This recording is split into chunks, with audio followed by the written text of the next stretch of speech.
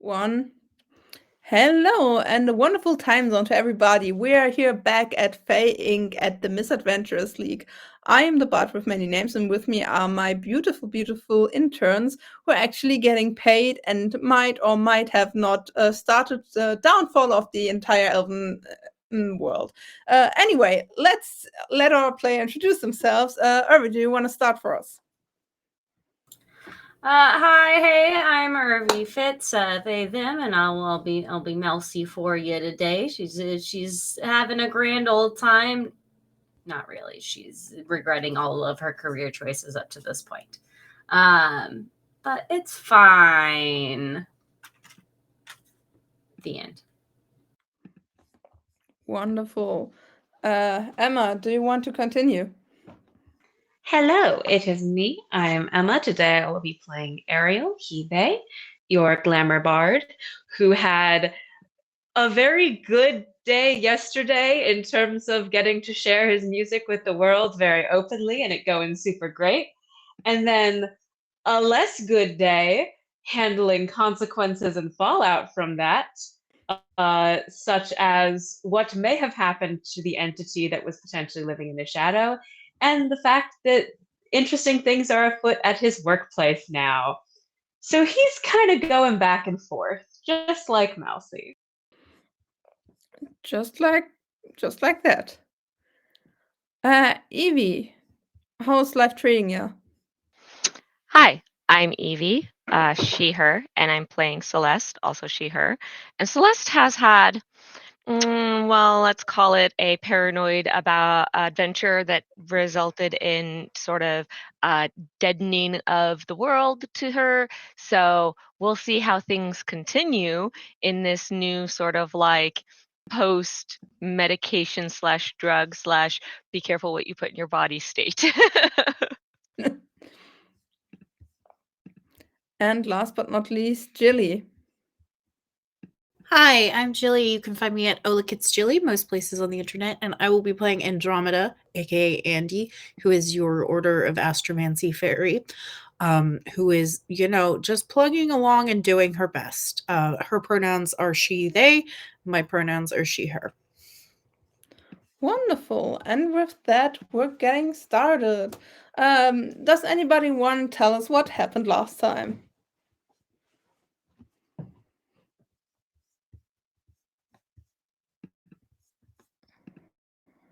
So many I would love things. to hear it from Malcy's perspective. Wow, that was targeted. Yeah, no, that was like, I can understand being like, I don't want to do it, but to be like, no, I think actually, you should we're do just it. gonna throw someone else under the bus, and that is just like Celeste to do. Because Celeste spent like literally the entire last session running around pranking people and throwing their coats over their heads, and I don't know what other nonsense. And I'm scared of the other nonsense that's coming. I do know we all went back to my apartment because that is our safe spot now. There's too much going on for anyone to be able to ever pick up on anything going on there. We discussed the events of the television show which just occurred, which included but was not limited to Puck turning off the show, which we later discovered it is off, and we're having some rerun debates. I don't think they're really debates anymore. I think we pretty solidified they were actually reruns. We did tech sleuthing. We sleuthed. We were tech sleuths. Tech sleuths. We had a medical student sleep on my bedroom floor. And the stockbroker guy, the Bitcoin guy, is actually semi-important, but I think I kicked him out. Wonderful. Thank you for that wonderful, wonderful recap. Take an inspiration point for that. So, you awake after whatever that nightmare was to find out, oh, shit, it wasn't a nightmare. You're all in a big pile on Melcy's normal-sized bed in Melcy's not quite normal-sized apartment. there are ants everywhere again. And also, I believe somebody got a message late at night. Just to remind the ants, I'm going to, as I've got everybody like piled up on me, I'm going to flop a hand over and squish several of them. Because I threatened them before. Ah! So I'm just going to squish a few. I'm in They're my tissue squished. box. I vibing. won't make you roll to squish an ant. If I am recalling correctly, I believe it was Ariel who got the message that, at least on their end, Pixie Dust Social, which is still their place of employ, has in fact been taken over by Glitz and Glam. Which, did I get that right before going to sleep or right upon waking up, or? Right around the time of going to sleep. Mm-hmm. I think a little bit in keeping with what you mentioned about waking up from, oh God, that was real and not a nightmare.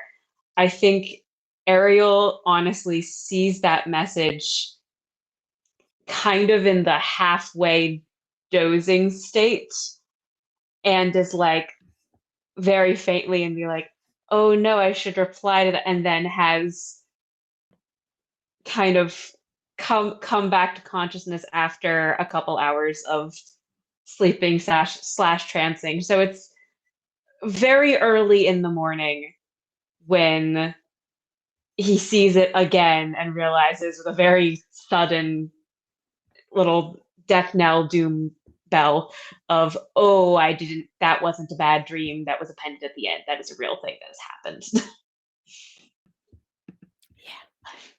Did I get that message from Pixie Dust Social, or is that a news bulletin that went out generally, like in the world? No, Pixie Dust Social. Oh boy. In that case, Ariel kind of rolls out of the cuddle pile as people are beginning to wake and starts doing what they don't like to do and going through work channels and figure out if there's any more info on this immediately. Yeah, just Is that through the all Slack this? channels you ignored for the last half a year. Yep. I did not want to deal with it. They hit the like 99 plus messages total, and I stopped looking at them entirely because I didn't want to deal with that anymore. Is there any more info other than that clearly happened in the past hours since stuff changed with the show? Well, a lot of people are absolutely confused to vivid to what the fuck is going on. But yeah, there are some official like messengers of like, hey, all of your contracts are in the phase of getting given to the next higher person. The nuclear leaf will still be on board and still act as part of the board, but still won't be head of this whole thing anymore. Okay. That was actually going to be my next question: is what in the world happens to my immediate archfey when No, this the nuclear occurs? leaf is still there. Okay. That is good to know. I think the first person that Ariel goes, and hopefully she is waking up, but will start to kind of gently poke awake Mousy. Just like, Mousy, are you? No? Maybe? No? I'm so sorry. Begrudgingly. I'm sure I'm so Mousie's sorry. somewhere at the bottom of the pile at this point, so she will I'm like bent down by the like. Hello. Sorry. crawl I'm her really way sorry. out. What? Hi. Can you check your phone real quick? Are you still working for who you're normally working for? I'll check. She'll go check. You don't have any messengers on your phone? Oh, God bless. This Nothing? is a miracle. Mousy will hold up a screen that actually has no notifications on it for the first time in her life. Oh boy. Is it because you accidentally put it on airplane mode? What a strange miracle.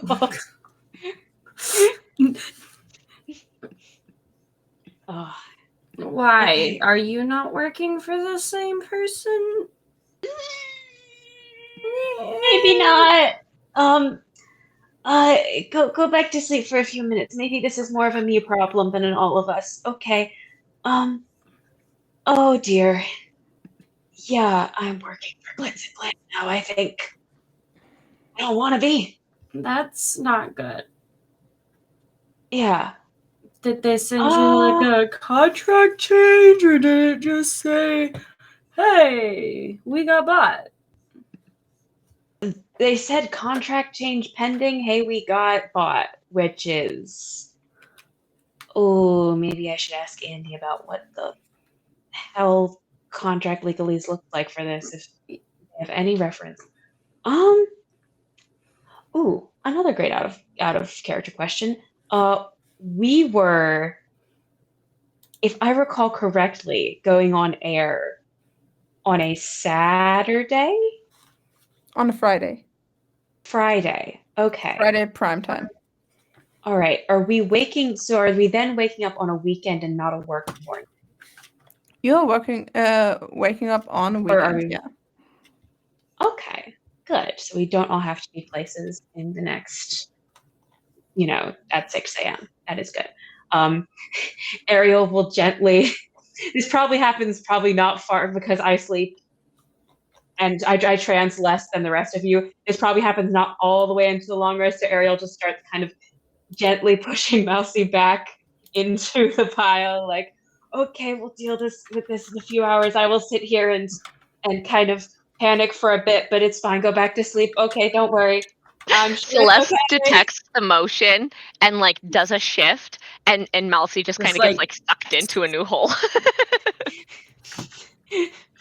And Ariel, having finished a long rest, will kind of sit on the opposite wall of this bed while everyone else finishes sleeping for another hour or two, and start trying to panic in the quietest way possible. Andy is very slightly levitating in her tissue box, like just a little bit. Oh. Like with her snores. It's the very teeny snores. Is it a little bobbing motion? Mm-hmm. Oh.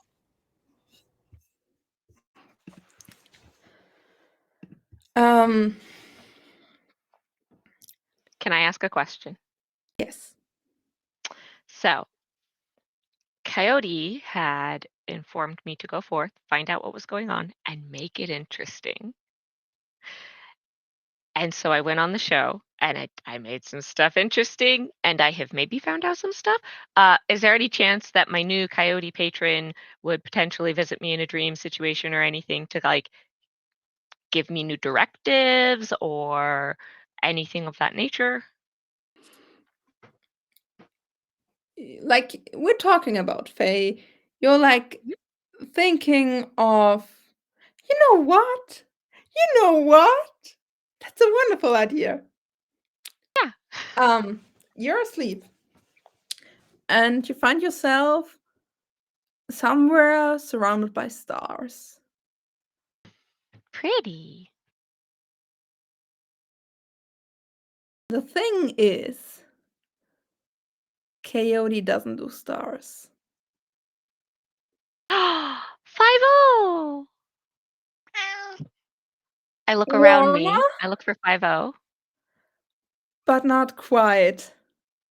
Because what you see in the stars and the glimmer and the shifting lights of the night sky is a person looking very familiar to you because you just talked to him all evening while you were high on fucking drugs.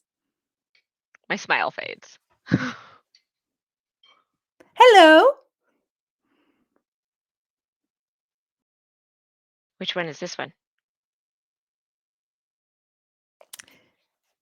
In front of you is Puck. Yes, Celeste asks, which one is this one? Because she expects this was one of the many tricks that Poke has been involved in. She has still got some of that conspiracy paranoia going on because some of it felt true. Which one of what? So you're definitely behind the Archfae's getting attacked by this malevolent energies because you're trying to Definitely break your me. contract. Oh, please. It takes a trickster to know a trickster, and you are definitely a trickster. You are well beyond me, but I'm trying. I think I'm finding a few threads. How much pixie dust did you take last night, darling? No, no, no, no. No, you're definitely doing something. I did do something. I'm doing something all the time. That is, in fact, true. So this is why I am, in fact, here also. So let's Okay. talk about what's going on, right? Right. Mm-hmm. Mm-hmm. I own your contract by now. Which contract? The one that you did with Chaotic Communications. Oh, you only own that contract? Okay. Well, and as a little tit for tat, I'm able to speak with you over here. Okay. Did you kill 5-0? What? I think this is sincere. You can roll an insight check. Yes, I want to roll an insight check because I will not cooperate with this person if they killed 5-0. Okay, that's a good insight. Where's my stats? 21. He know who 5-0 is, but he seems genuinely confused by your question. Huh? All right. Well, you just count yourself lucky. You aren't the one responsible for what happened to them. I am, but you asked for it. For 5-0 to die? I asked if you wanted anybody to know what was going on, and you said no. So I made sure that people who know about what was going on didn't know about it anymore. I did you a favor, honey.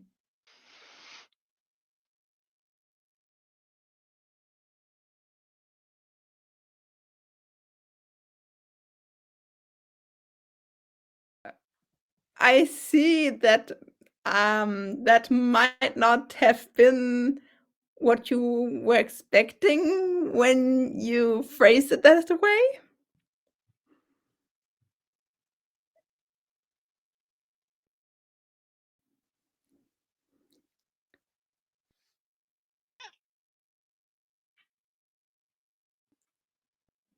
You should continue to explain to me what is going on. I mean, we had a phone call, right? Right. We had a little phone call, and we had a little discussion, and just before I used the wish spell, I asked you. Yes, I don't care about that. Nope, I don't care about that. Explain to me why you're in front of me right here, right now. What? Explain why you're in front of me right here, right now. Oh, you don't want to know about the bird. Okay, fine. Because I have a chance for you. You're funny. You're entertaining. I actually like you. You're fascinating. Well, not right now. Right now, you're pissed beyond belief. But I still think that the two of us, we could become good friends. It might have been easier if I didn't went and tried to solve your problems. 5-0 wasn't one of the problems, 5-0 knew what was going on, though. but wasn't one of the problems. Listen, if you tell me, So nobody you needs did to not know. solve my problems. Okay, then I Okay. won't solve your problems. Not that problem. That wasn't a problem. How was I supposed to know? What do you want?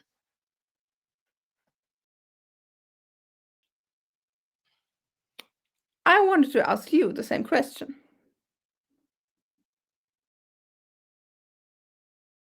So you're here talking to me because you bought my contract at Coyote Communications?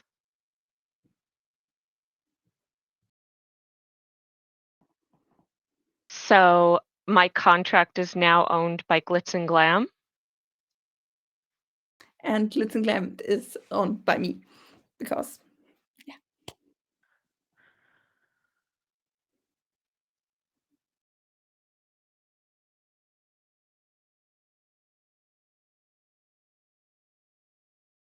And you think that I am entertaining? On a personal level or on a public level? Would you take it personally if I'd say both? That's fine.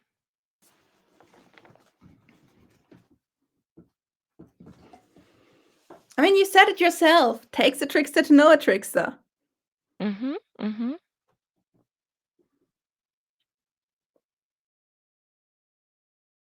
And you want something from me in regards to being a source of entertainment, I am guessing?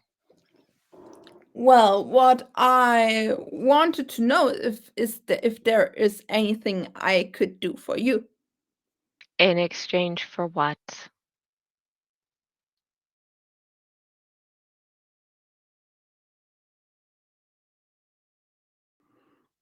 Maybe City Sides finds something special? You might get a hint? I look for my phone and I imagine it's not here. I mean, it's your dream. If you look for your phone, you have your phone. It's probably not working. Uh-huh. How do you know about City Site?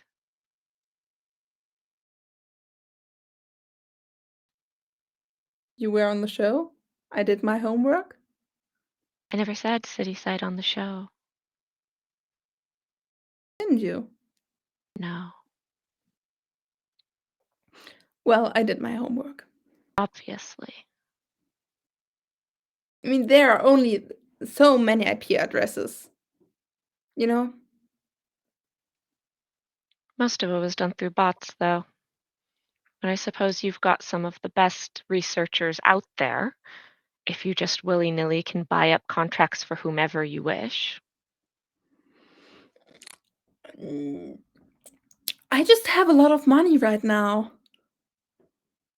And you know, the fun thing is, if you have money, people will basically magically give you more money if you ask them for it.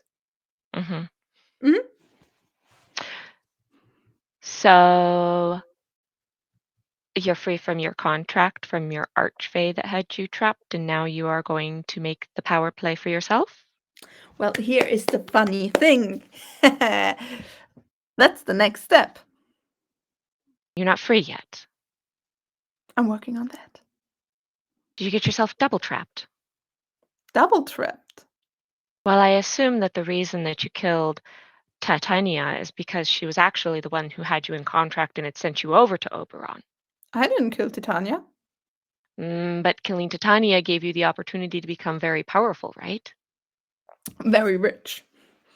Very rich. Well, that's very close. In our world, it is. So you are still under Oberon.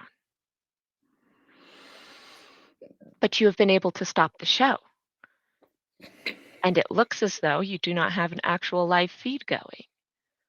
So it Oh, seems is that that the so? contract is not truly being enforced. Well, maybe the contract changed. Seems as though it might have. Might have. Which makes me wonder if you were still under a double contract and part of it was Titania. Talking about contracts, do you want to keep yours? What do you mean keep it? Keep mine? Like it's mine, not yours? As in, do you want to keep working for Coyote Communications? Do you want to be free of all of the, I believe it was 25 sorries that you own the Coyote spirit? Well, by now it's 24. But there's still about 17 pleases.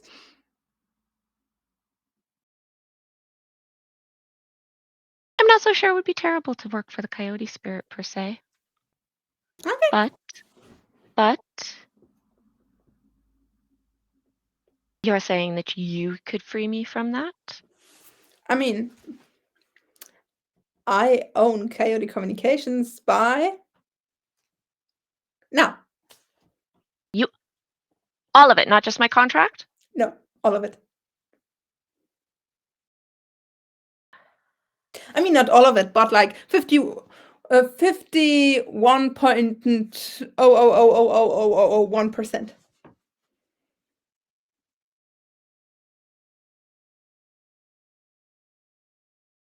Are you aiming to take in all of the Archfey energy?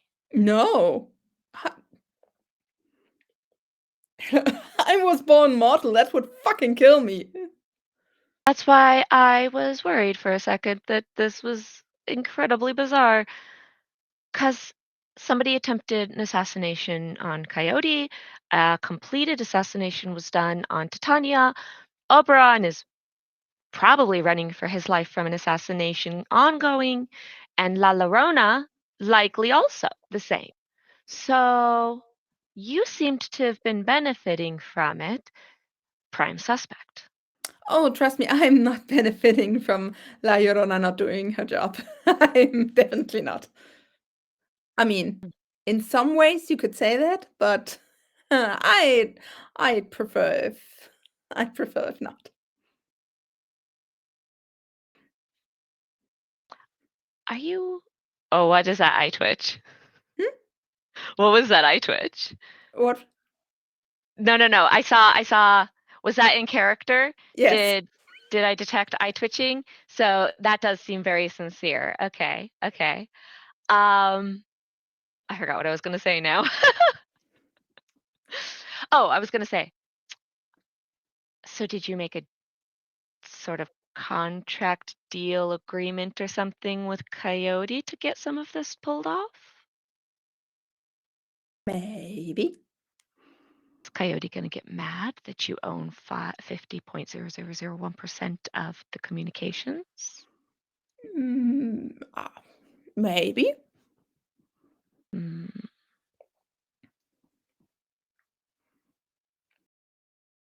What would it mean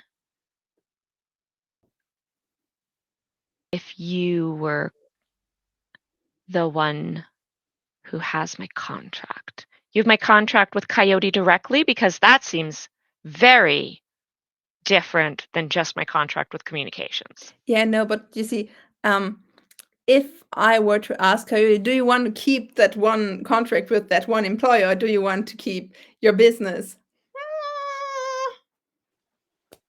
Oh, I see. So I can actually choose which contract I want to have. Anyway, both of them have your true name on it. And you already have that then.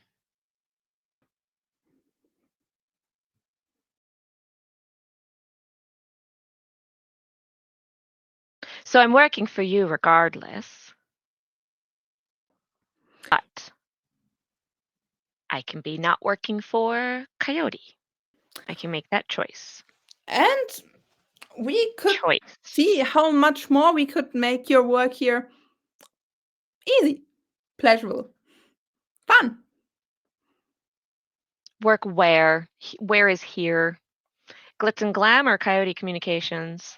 Potato, potato. Well, not if you give up your 0.0001%. What do you want?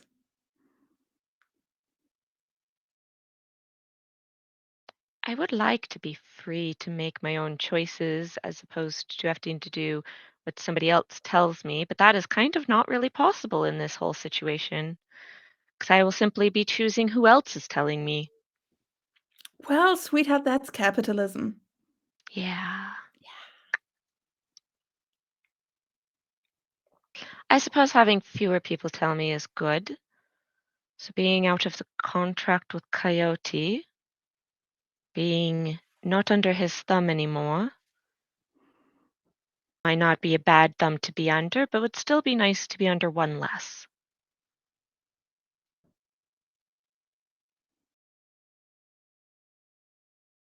What does it do when I take that offer?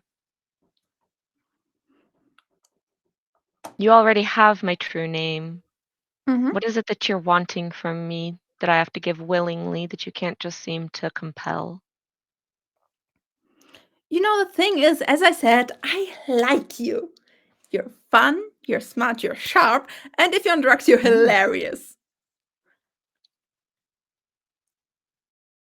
And true, I could force you to do all of these things as people did to me thousands and thousands and thousands of years. Without any trace of ever seeing my own freedom again or even knowing my my way out because every fucking idiot knows my name. But the thing is, now that I know your name, we are like on the same level. Mm-hmm. So what I want is for us to work together. Mm-hmm. Mm-hmm.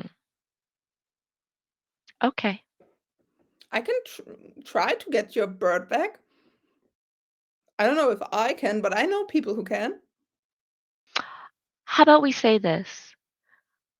You free me from my obligation to Coyote Mm-hmm. with your one or the other choice that you give. I get released. You still have power over me because you have my true name either way. And if you can get 5-0 recorporated, that will show me that you have a sincerity to you and that I can not necessarily think you're going to be the worst mistake of my life. Aww. Why would I be the worst mistake of your life? Look at you. Hey, that's what my mom always said. All right then. Okay. So you get the bird back as a token of my sincerity, Yes. and I'll get you out of that contract, or at least out of the ugly parts of that contract. Yes. And we will see what Cityside and Glitz and Glam can do for each other. Yes. Wonderful. By the way, this is your dream, right? Oh, it's a dream? You fall back, you lose your footing on the stars, fall backwards, and land in an enormous banana pudding pie. Delicious. Nom. No, I'm kidding. I think that might wake me up. The like wet splash of banana pudding might wake me up, and I go, ah! Oh. Okay. Okay, I don't need a bath. That's good. You all right? You kind of just jumped there. Yeah, into banana pudding. What? It was a dream. It's fine. Okay. Okay, I need everybody off, and I just push everybody off of me. Into the ants. Oh, what are these ants doing here again? Yeah, they do what they want. Mousie's sitting at the edge of the bed, just staring down at them.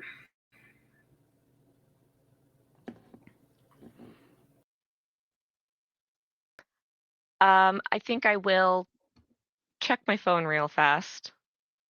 Yeah, you see a similar message than Ariel got.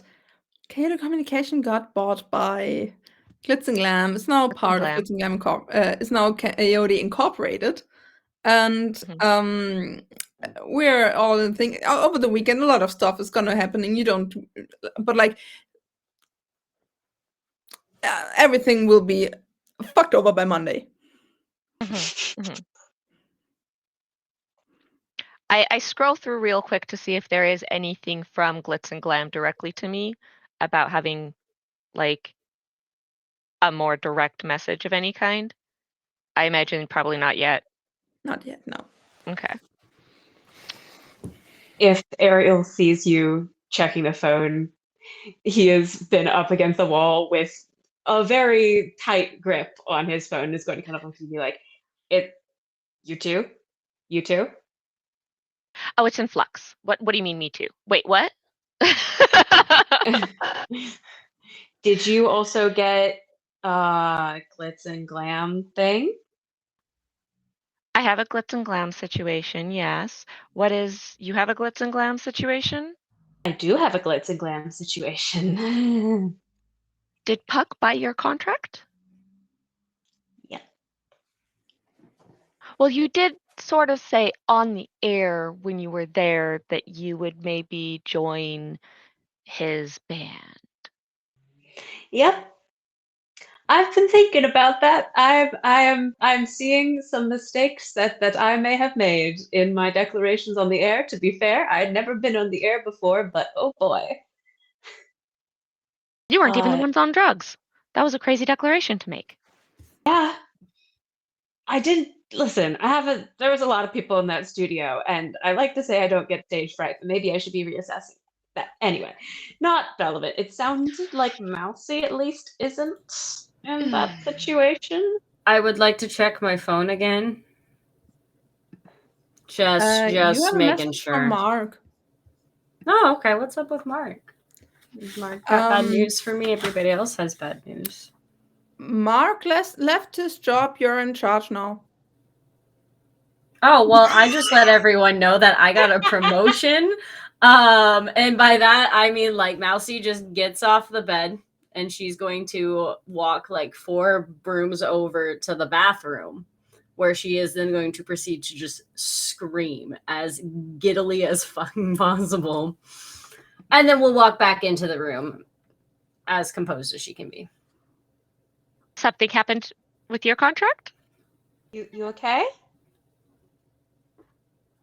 I have also a new contract. I got a promotion. They fired Mark. Or Mark's gone. I'm assuming it's a change of contract with all this.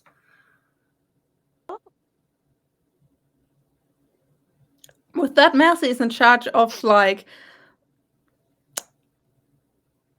the whole social media situation. Mm-hmm. Congratulations on inheriting this.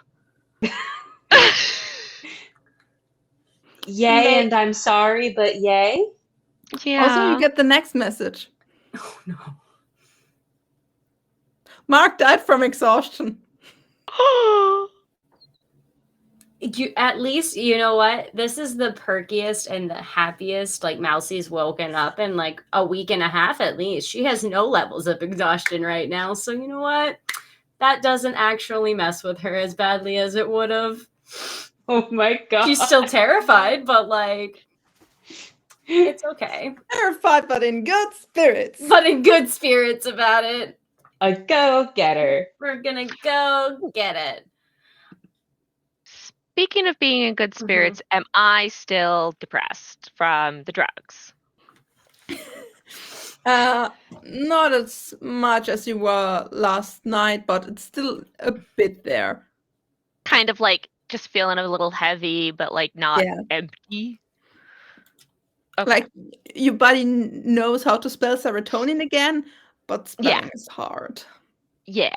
Okay. And Mousy, your promotion is not as part of being a new subsidiary of Glitz and Glam. It's But just you. Nothing about an acquisition here, no. Well, then extra yay, because we're gestures to to Celestia and Eric. It's bad. Well, But my this feels situation is in suspicious. flux. I don't know if it's gonna stay that way. What do you mean in flux? Like, are they considering whether to fire you or? No, well, I mean, you could come work for me then. actually, I can would that mean I have no job? No, I think I'd still technically be employed. But how would that shit? Hmm. Damn dreams. Dreams? Okay. Celestia, you need woke up food. talking about banana pudding. Are you all right? No, I need food. Do you need banana pudding specifically, or just any food? Probably, but yes. Your potassium levels must be low then. We should fix that. Okay.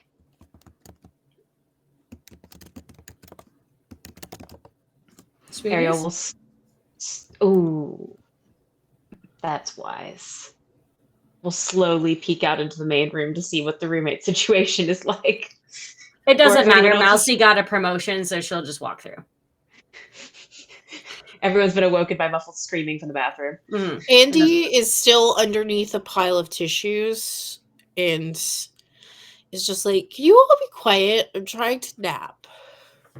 Sure. I pick up the tissue box and just bring it with me as we leave. By the way, Julie, Are we going to brunch? Andy's tone also goes bzz, bzz. Oh God.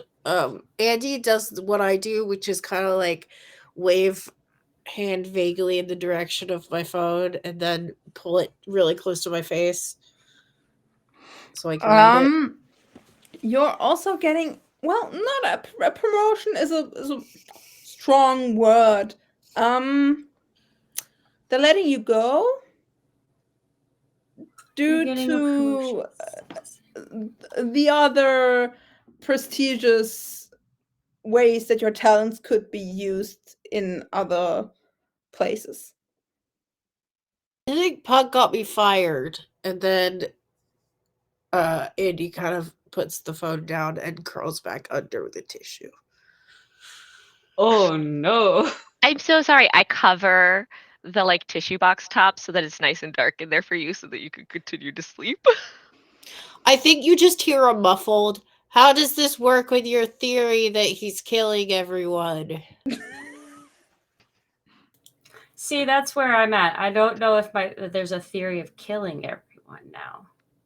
Ariel I'm will feeling also very use Mage suspicious. Hand to gently help cover the box. Feels That's very very suspicious. effective. Stay right there. Celeste goes, not sure. We need to look into some things.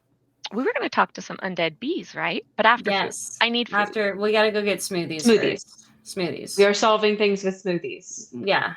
And a Oh, God. waffle on a stack of pancakes that are layered with bacon, right? Can they put Yeah, that we into a can go smoothie? get- Sure. Okay.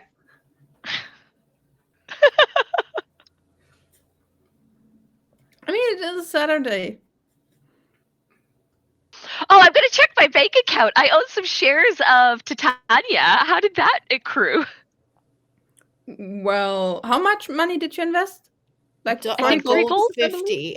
1.5 gold. I wrote it down. 1.5. 1.5 gold. Okay. I had 3 gold total. Right. I put in half. 1.5 gold.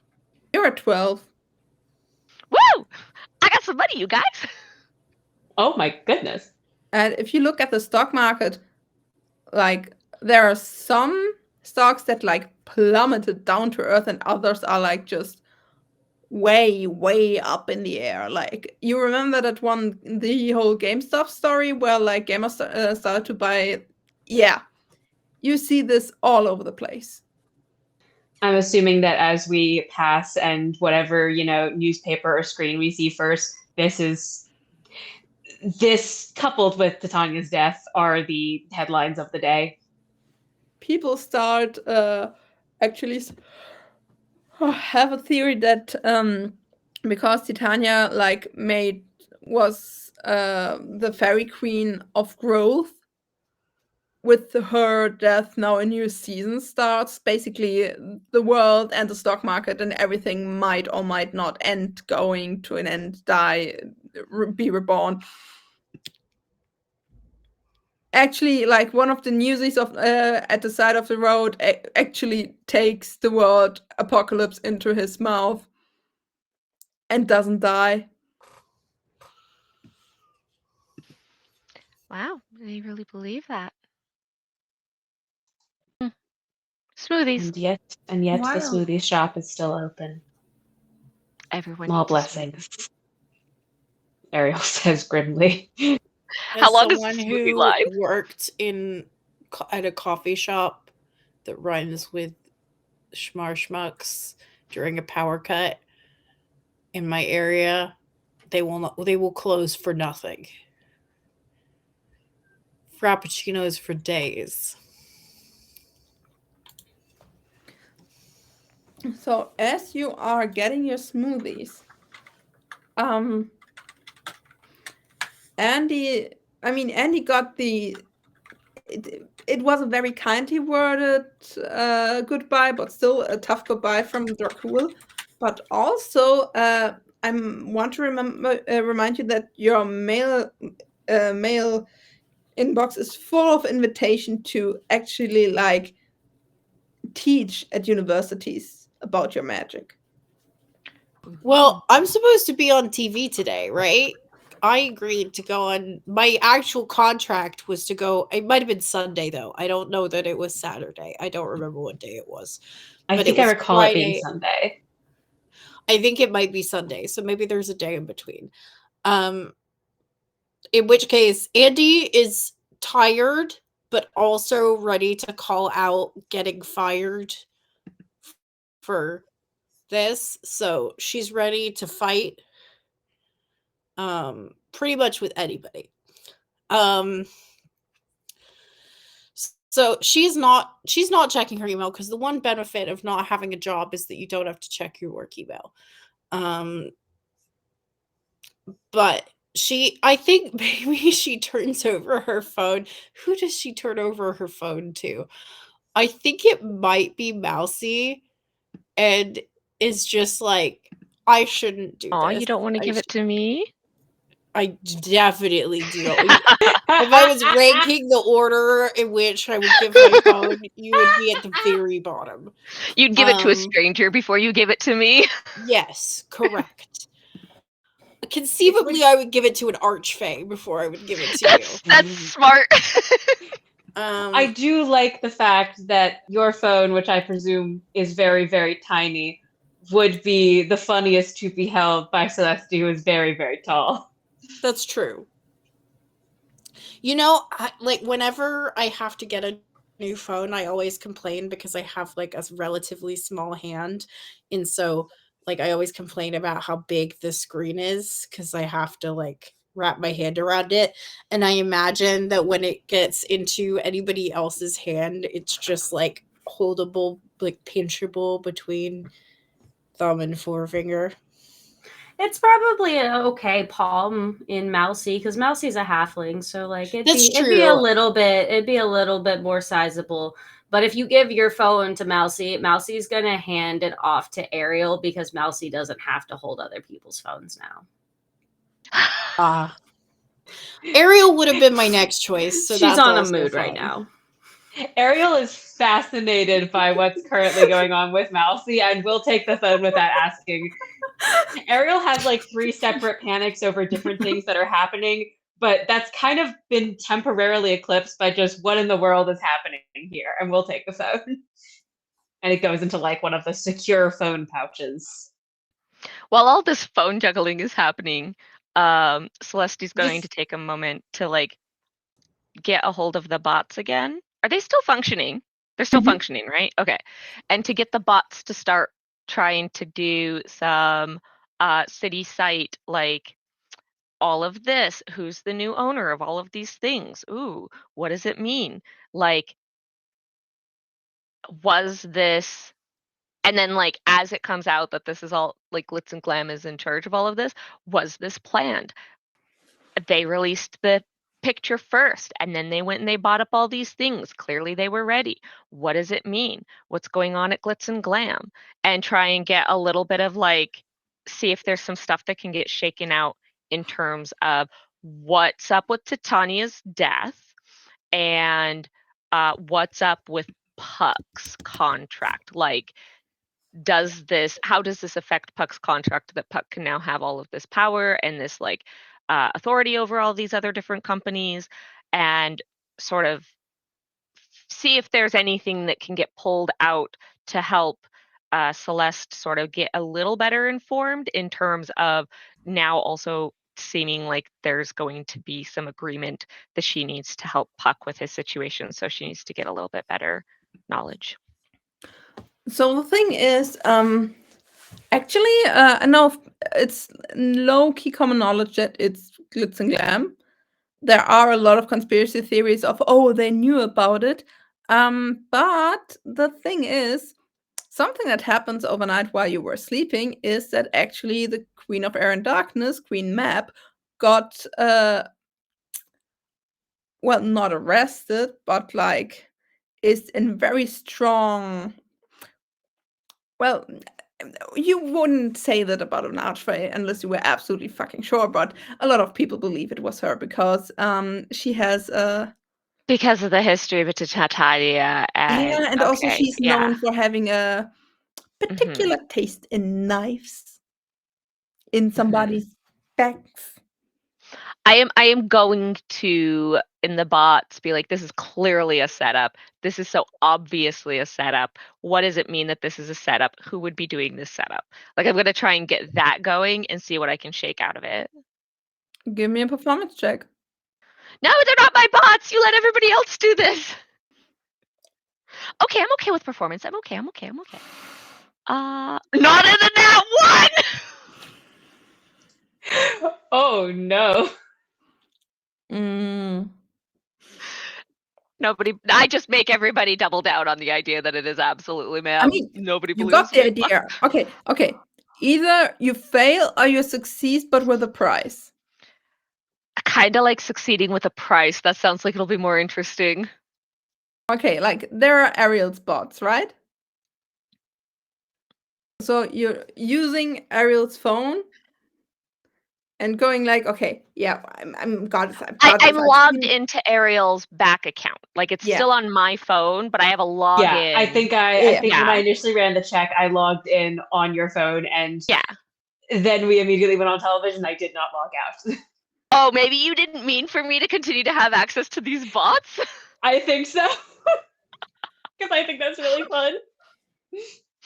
And like you got this thing running, and you actually got a lot of people, like it's not a full-on net 20 success. You got some people thinking maybe it was a setup, but like you start spamming to get this through because a lot of people are like, because she had it coming and let's go and stuff like that. And you get a few people doubting, and just as you're about to crack the public opinion, the bots get banned because they get recognized for bots. Fuck! Like as we walk up to the smoothie place, Celeste just goes, fuck!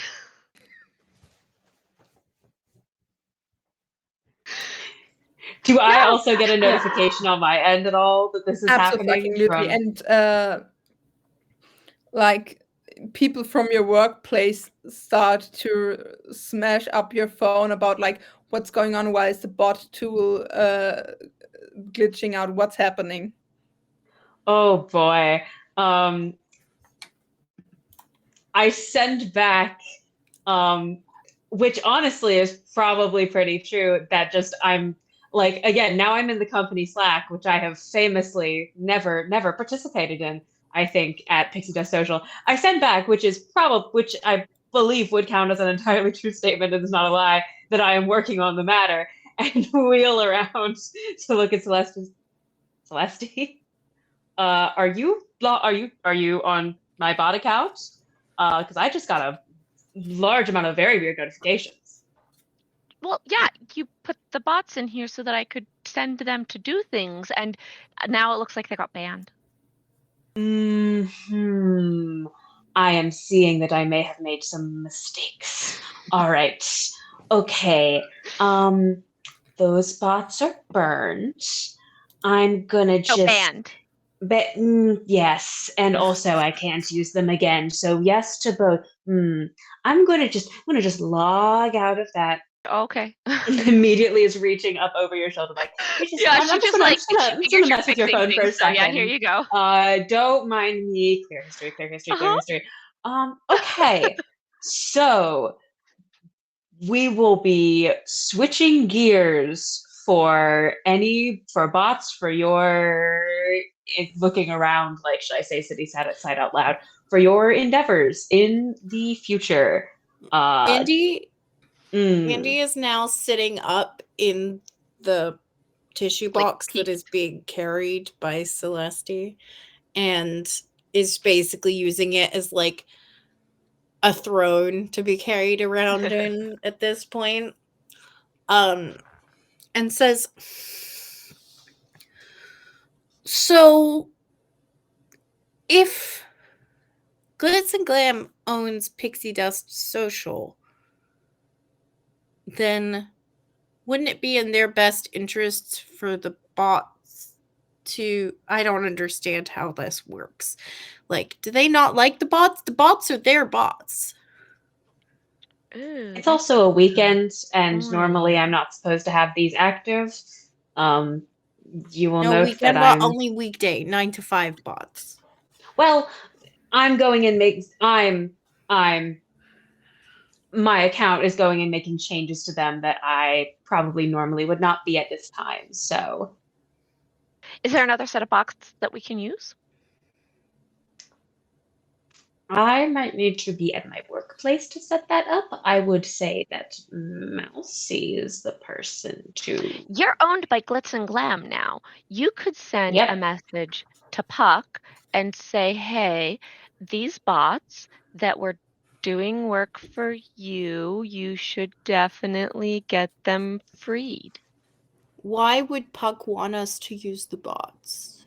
Just send them a Now message. here, what about doesn't your boss owe you a favor?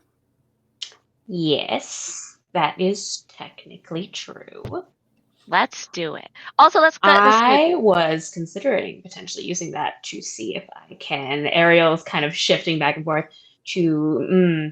I've been debating over what to use that for, and now I'm getting more and more convinced that I should use it to get my true name out of Puck's hands, because I'm very concerned that I might be trapping myself into performing for 24 hours on a show forever and ever. And I don't like that outcome. I mean, at least look on the bright side. At least you're not unemployed. I guess I can't argue with that point. Kind of a rock and a hard place. No employment or too much. I can potentially do that. I would say maybe we should go look at the undead bees first and give the I like bots a undead second bees. to cool, especially if nobody is in the building with the undead bees. Because mercifully, if an Archfey murder had to happen, at least it happened before a weekend. That's We should something. definitely put that on a pillow. Does anybody hear cross stitch? No?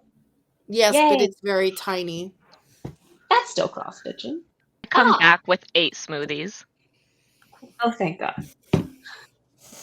Immediately just starts. I reduced mine.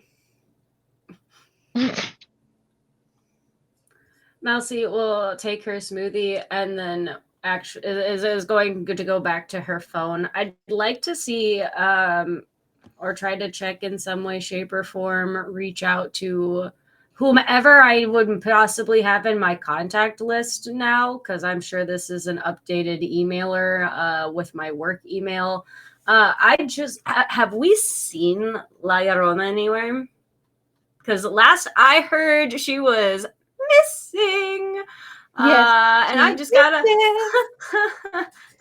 And the dogs brought back students. Yeah, the dogs brought That's back right. Oh, what med about that? students, and she is still asleep in my apartment, and that's where she's Should we bring gonna. her a smoothie? No, we're heading to the undead bees. So yeah, I would like to maybe email out a couple of like just feelers to see if anybody's heard from her. Introduce myself to the other department heads. That sounds like a smart idea. Yeah. Yeah, totally. So you get greeted with the same cool and calm and diplomatic energy that like is the whole thing of your firm. Sadly, nobody has seen her in a while. It was actually Mark's job to try and find her, so I guess it's your job now.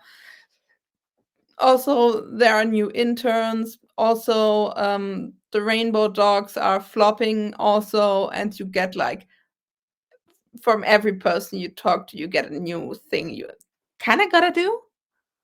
And the best time for it would have been yesterday.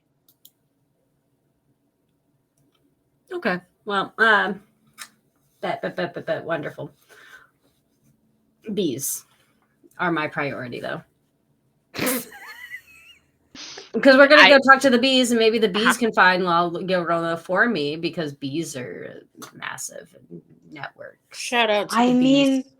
I mean, there is a part of my folklore fairy tale part of my brain just like activated out of character, out of no. Suddenly, I was like, the thing about telling deaths and births to bees. That's a thing. That's a piece. That's a standard thing. Maybe the bees have deep info for us. Yeah, we're gonna go talk to the bees before I deal with anything else on my phone. It's a weekend. It would really behoove us. So smoothies and bees. Okay, when we get to Coyote Communications, I can still get in the building, right? Yes. Okay. Like, as Celeste gets up to the building, there's this small panic of, oh no, what if I can't get in? Turns green. Okay, good. Let's get in fast. I mean, it's a Saturday. There are some people there. You see a lot of pixies. The intern is there, very happily sorting paperwork. I still have leaves from that intern. Yeah, I still have 5 of their leaves. I will leave a smoothie with the intern and say, freely given, and then walk away. Really taken. Just to gain some goodwill with this intern that I've kind of sort of terrorized a little bit. And then we'll go up to the bees. Now, I personally got a question for all of you. How would you personally think, how high is the chance of a swarm of angry undead bees staying in one place in one building? I mean, here's the thing. I don't think they're going to stay in one place, but once when I was in college, a swarm of bees was on campus, and the text thread of like the emergency messages from campus told us exactly where those bees were at any given point. So my assumption is if the bees aren't there, someone in the Slack will know where they are. So the other thing is, and this might be different because they're undead, but bees generally don't relocate and swarm in a moving way unless a new queen has been birthed, and then they split the hive so that the new queen takes a bunch of workers and leaves, or like the hive got too big and needs to find a new location. So there's a chance that they might still be there. But if they are moving around, then yes, probably Slack knows where they are. So there is a chance that they might be there. Oh. Why are we in the bee puns? What is happening? I mean, we If had we make bee it- puns and bee facts. If we get 5 bee puns in a row, we get bingo and we win. Oh, okay. Bingo. Let's keep going. Bingo. No. That's 3. It needs work. I don't think that one counts. I didn't say they had to be good puns. Well, to keep my wonderful interns over here busy, to be honest, I love the idea of Jilly so much. Yeah, you know exactly where the bees are. With a lot of magical negotiation, they got moved into the one like broom closet you never really use. So now there is just a small room full of like old marketing gags, like socks with the coyote symbol on them, and balls, and like stupid hats that nobody would wear in their right mind anymore, and a room full of undead bees. Do you want Desperately to checking open my the door? character sheet for things that are relevant to work on bees, and I'm not coming up with much. You're a like bard. stand. Sing to the bees. Yeah, I Sing stand to 50 them. feet away and I prepare a mage hand at the doorknob and I just wait. I'm like, I'm not gonna be near this.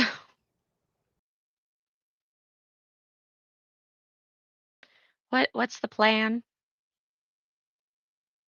I mean, I will try talking to bees, but I think that it would be helpful if bees enjoyed music.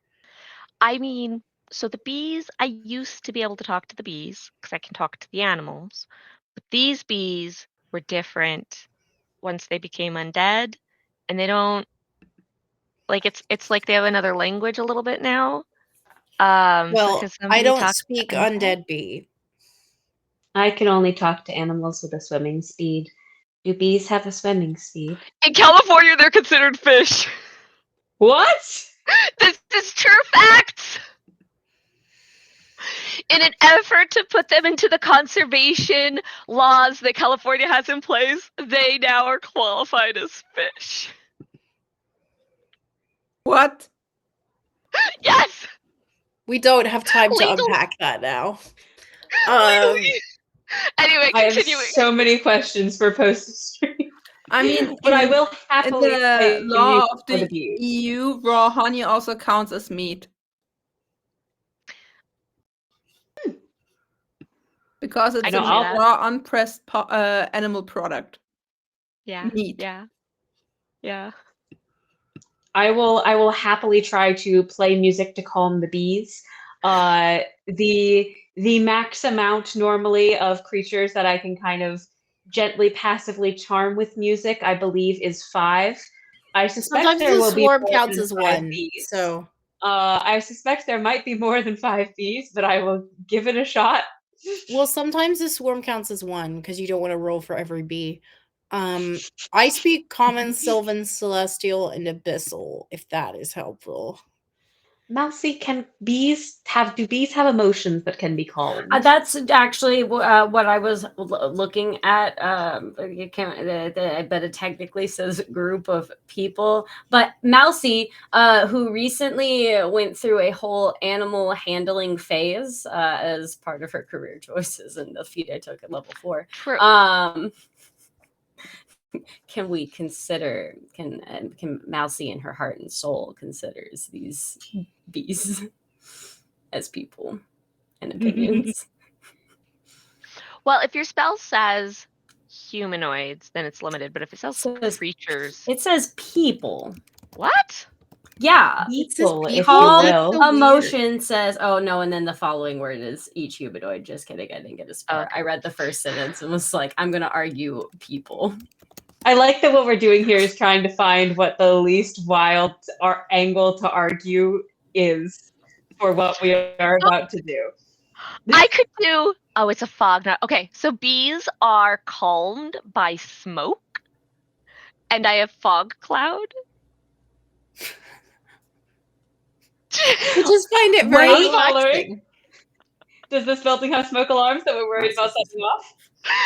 Oh, it's not smoke cloud though; it's fog cloud, so I don't know if it would be allowed. Fair but enough. that's a Yeah. thing. That is.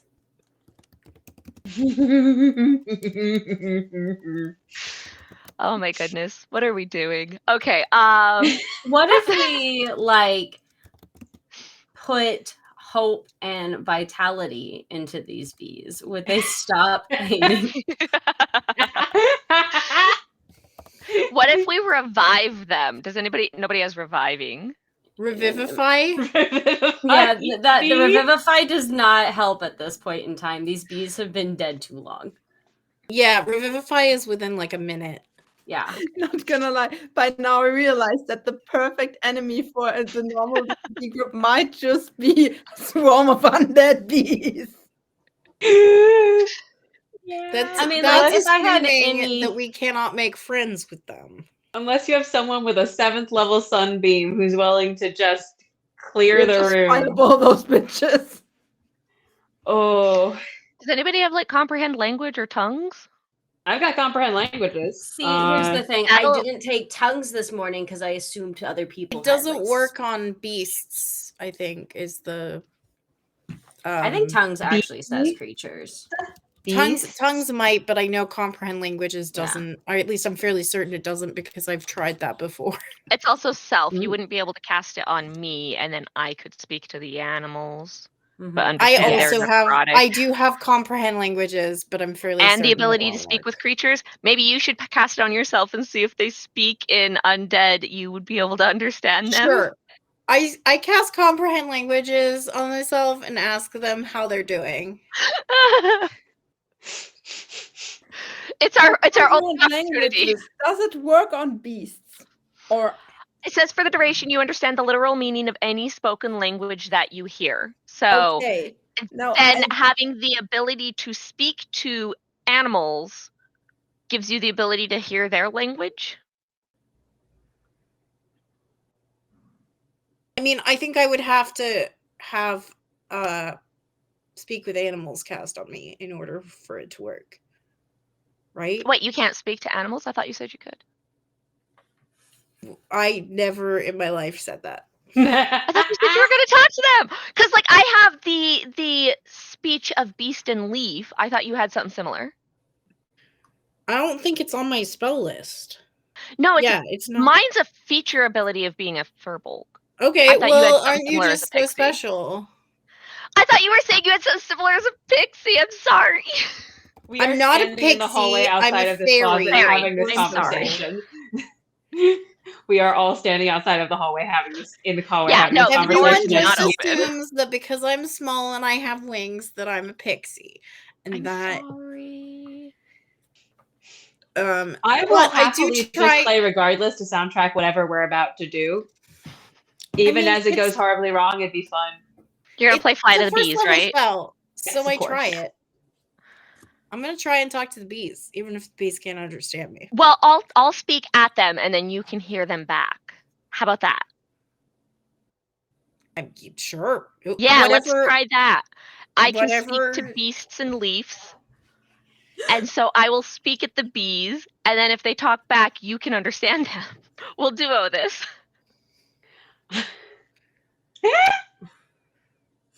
I have one more question.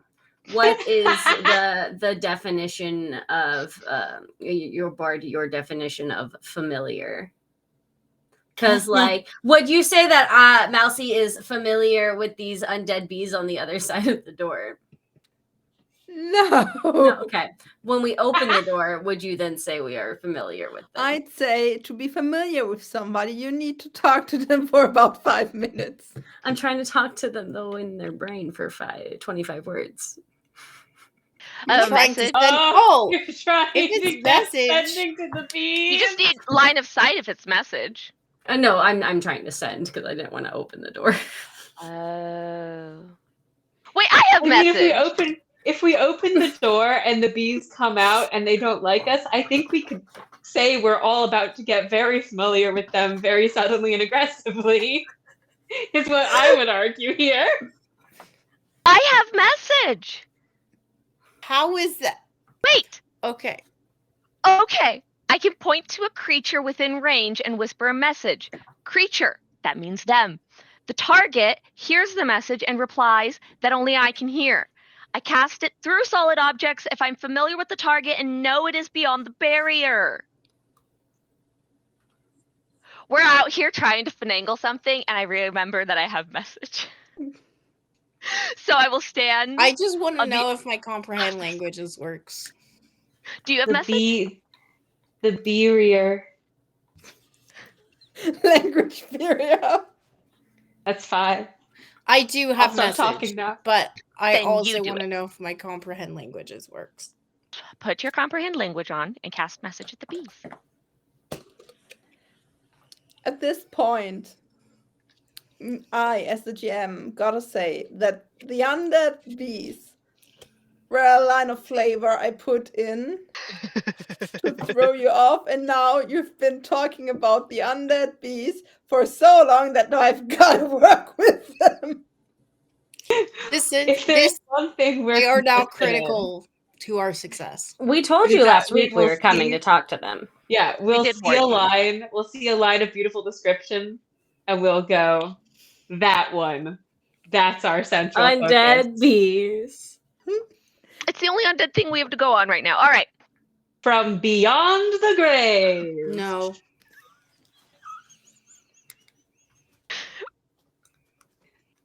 You can give me disadvantage on everything. I deserve it for this. Okay, Andy, talk to the bees. We're not taking an inspiration point. I'm trying. What are you going to say? I said, Hello, hello, bees." how are you? Okay. You're trying comprehend languages.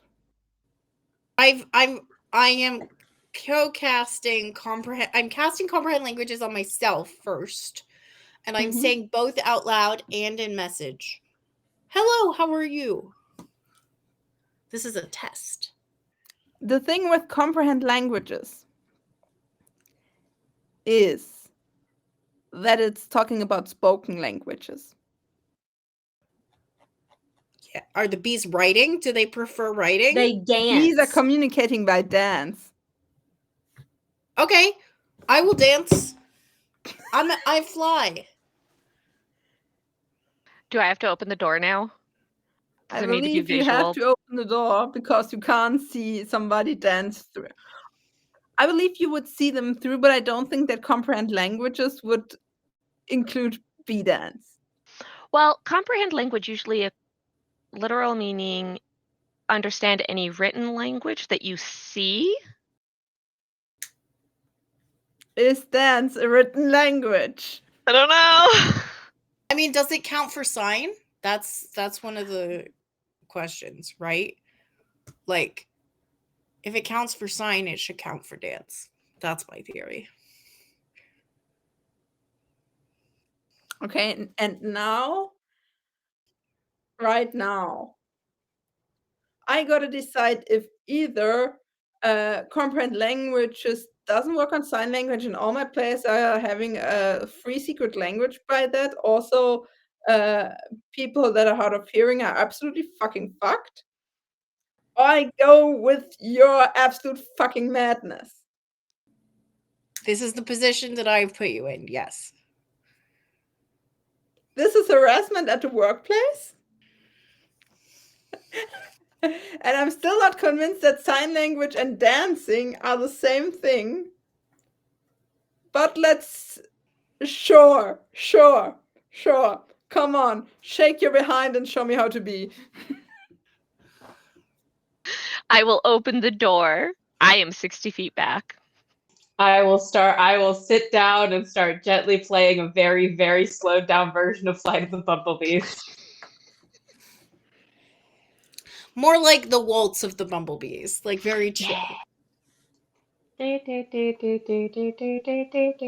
Yeah.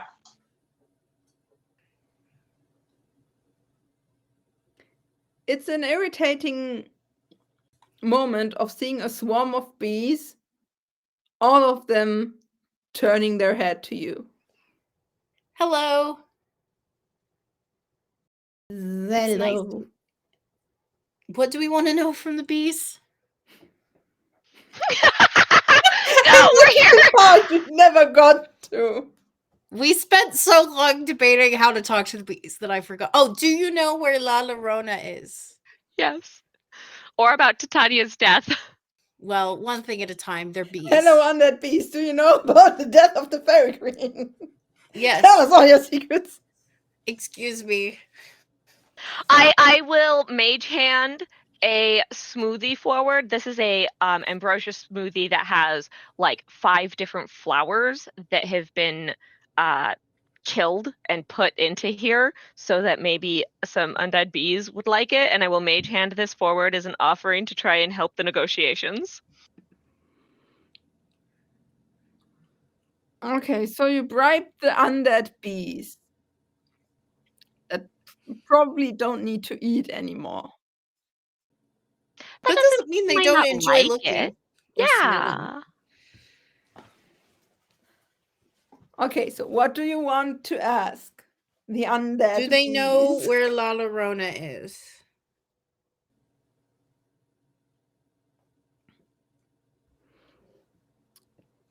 They don't seem sure to know who you mean. Can I have, if one of the other, I guess it could be anybody, can I have you conjure a picture of what La Llorona looks like for the bees? I have minor illusion. Yeah, it would have to be somebody else because Mousy doesn't have. I mean, like Mousy could probably flip around her phone and be like, yes, Sure, this is yeah, La a Llorona. photo, whatever. I can minor illusion it. A handful of bees just smack against the illusion and against the phone, just like. And they seem to know what you mean. Uh-huh. They haven't seen her, but they're from her. I point at Mousy with a big mouth. I mean, I've been saying since this morning when I got a promotion that this seems suspicious. So they are from Last night you La said that they Llorona. were in that the energy from La Llorona was inside the rock. You said that. I did. I have theories. Do they think that they could help find her?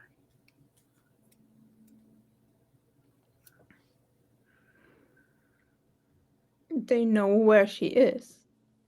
So yes. Where is she? The swarm starts to gather. Good. And where are the swarm of undead bees? We'll bring you. We'll find out after a small break where I'm gonna raise my fucking hand about this.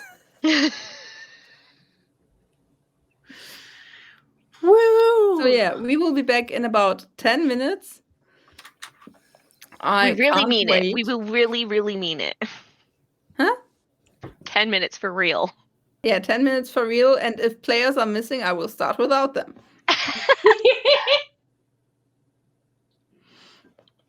So see you again. Stay tuned. It's gonna be lots of fun. And bees. Lots of bees.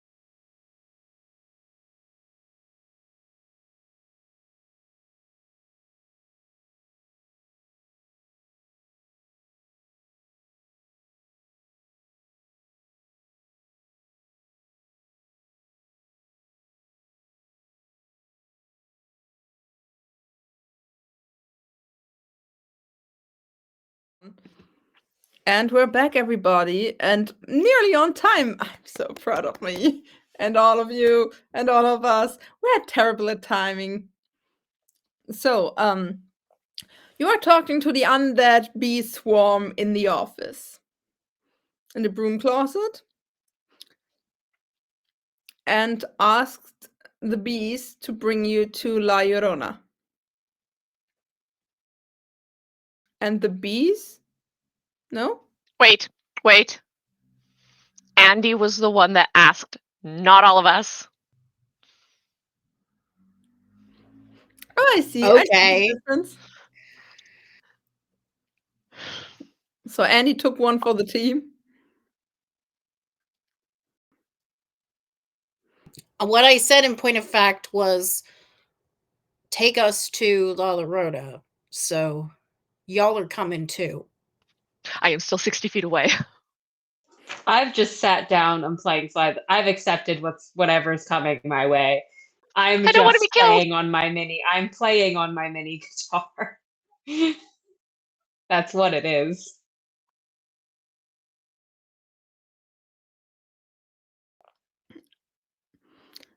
The bees take flight and get out of the window.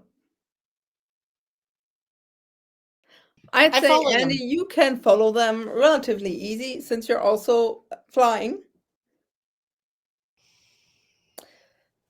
The rest of you,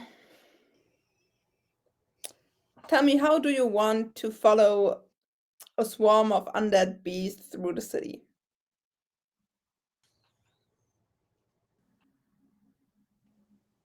That is an excellent question. Right. On the bright side, Andy hopefully has a phone with them, which is good. Does Andy follow them out the window at this? Do you say that however out many loud? floors up we are? Do you say that out loud? I Me? said all the stuff that I was saying to the bees out loud. No. Does Ariel say that out loud?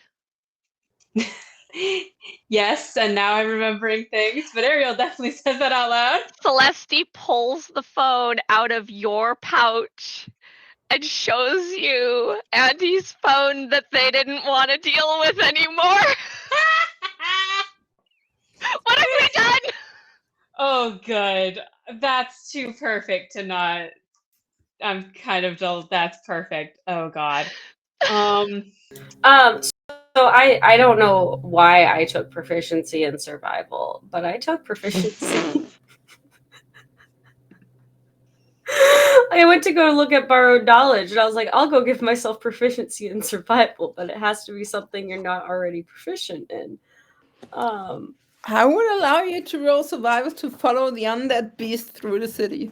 Yeah, I will cast guidance on you. You got this. You can do this. I would like You know to give undead. you. I would like to give you a bardic if I can. I do not. If this is an instance where it can be leveled up from a D8 to a D10, I do not currently know, but I would happily do that if possible. And I would also like to, for whatever aid this would give, as soon as the phone gets pulled out, I have an ability that can do a couple different things, but mainly here I can briefly, like within 6 seconds in combat, give allies of mine a free round of movement. Like they can move suddenly, they can move up to their speed. And I would like to do that where Ariel just goes, oh no, and starts sprinting. So I would like to give us a little bit of a head start, if that helps us keep up. I also want to point out that Andy is not trying to like stealth. No, but we're on foot. Yeah. That sounds like a people who can't fly problem. Yeah. So can I pick up Malcy and be like, tell me where to go? And then I throw you on my back and hope that you know to backpack yourself, because I can run, action, dash, bonus action, dash as a rogue and get the fuck out of Dodge and try and keep those bees in sight. And I have a strength of 14, so I think I can carry the two of you, because I also have a carrying capacity of a size larger than myself. So I can backpack you, and I can hold you, and I can just like down the Are stairs. you also picking me up? Yeah, I put you on my back. You need to like Oh, like piggyback me. Ariel just screams. But we'll do this. So we go. Melcy, tell me where to go. You got this. You know undead things. Have guidance. So there's a guidance, and then it's a D8 for the bardic. I believe so, yes. Okay. That's a 27 survival.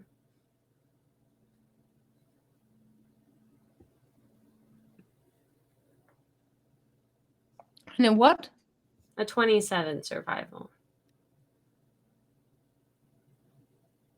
I mean, you're working for La Llorona. Of course you fucking know how to track a swarm of angry undead bees. That's your bread and butter. I mean, you had Princess once had to carrying you. track down like the elusive teenage kid of some like C-list celebrity. Hello, a swarm of bees is nothing to you. Nothing. Like you're basically sitting. I imagine it like Ariel on the back as a backpack. You're halfway on the shoulders, being like, yo. Well, I can princess carry, I think, Melcy pretty easily, too. Like, just like, or whatever Melcy wants. Maybe I try a few different positions. Probably not on the juggling the shoulders to halfling. prevent. Yeah, but yeah, definitely we're getting halfling handled. But we follow the bees.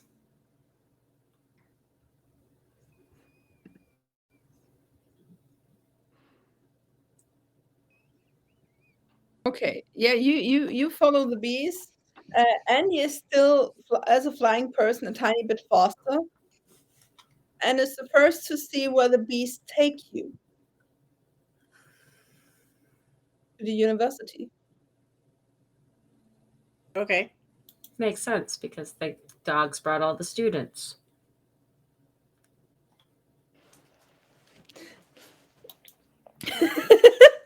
And oh my God, Andy, this is where you were gonna go get a job. You were gonna okay. Pieces are coming together. Yeah, I spent the last 10 minutes for this, and now I'm very happy to get all of your very tired comments on. Everyone is just, we're all slowly going, oh. What part do I know? Do I know the campus of the university? I feel like I'm a wizard, right? I've been here before. My favorite terrain is university campuses. Yeah. And where do they take me within the university? Do I know? Actually, you know, it's in a part of the university where you spend a lot of time. It's where they conduct a lot of magical research. And Okay. with that, there are some anti-magic room, because if you're playing with magic, you kind of want to keep it in a room that doesn't go boom when magic goes boom. Can I ask the bees if they know if La Llorona is there voluntarily or not? They're not sure if they understand the question. Does La Llorona want to be here? She doesn't want to leave. Okay.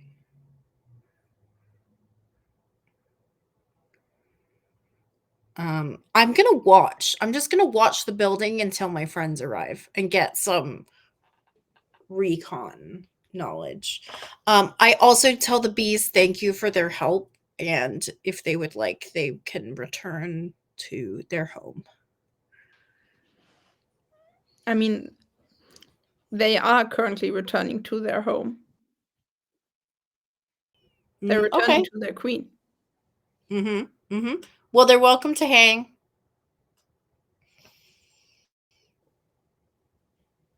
Hover, whatever.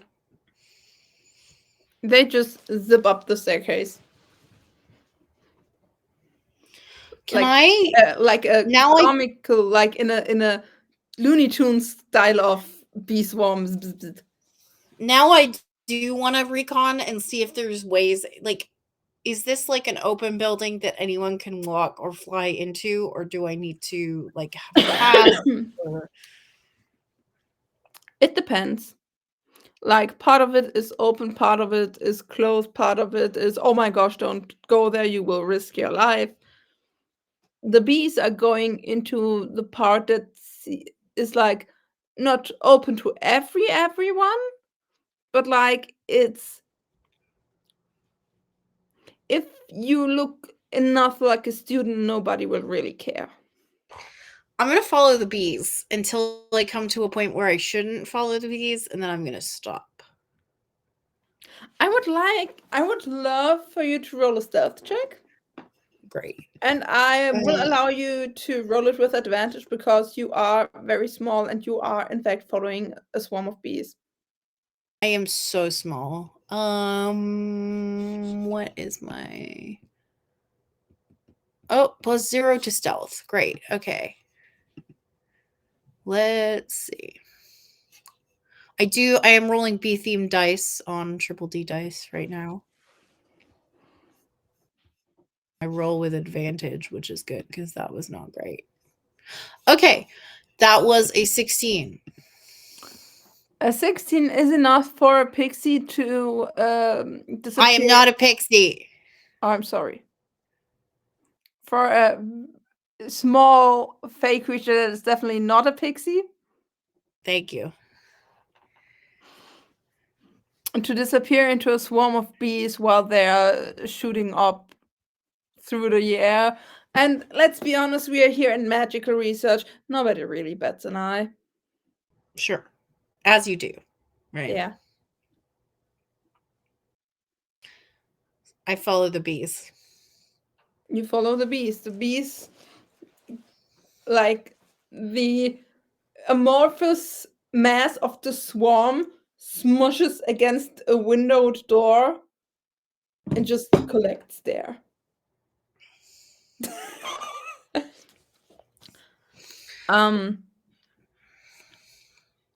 Yeah, you have shown the pictures and the illusion. You know what La Llorona looks like.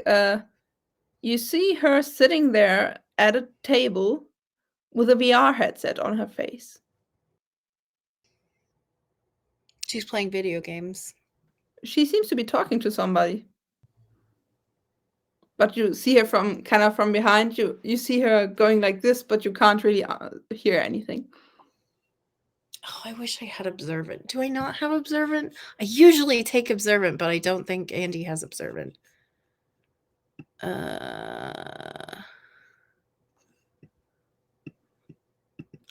I know I thought about it. No, I took the +2 to int instead. I remember. For those playing along at home, the best part of the Observant feat is that you can read lips in any language you understand. Is there a way into this into this room, like a vent or a space under the door, or?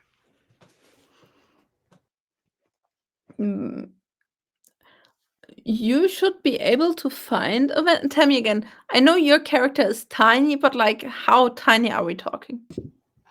I've said like 6 inches, 6 to 8 inches. So about this. Yeah, but I can't I'm also like I have the wings, but if I flatten, I assume she gets fairly. If you flatten, you're basically. Yeah. Yeah. So we're talking small.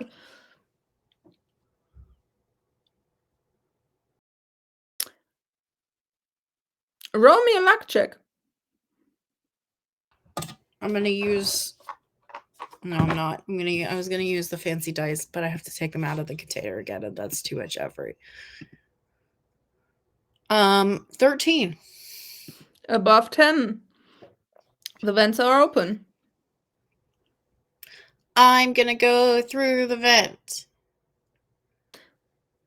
Okay, now tell me again which languages your character understands? Because I know you have a lot. Sylvan, Celestial, Abyssal, and Common.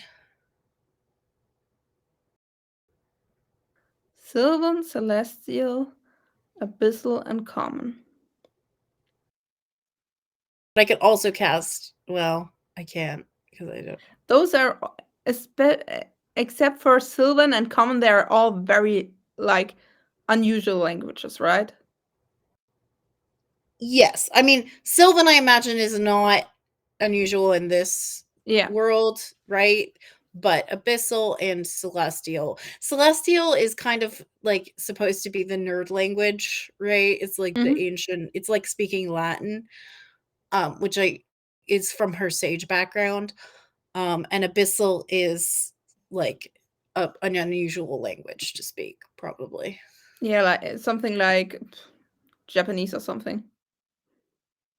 Sure. Okay. Yeah, you don't understand the language she's talking in, but you know who you're talking to. It's fantasy Spanish.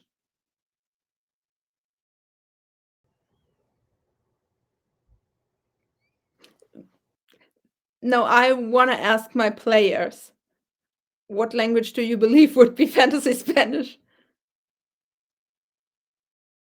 Is it Elvish? Elvish feels seems like it would French. incorporate the Romance Yeah. languages, which might be all of them.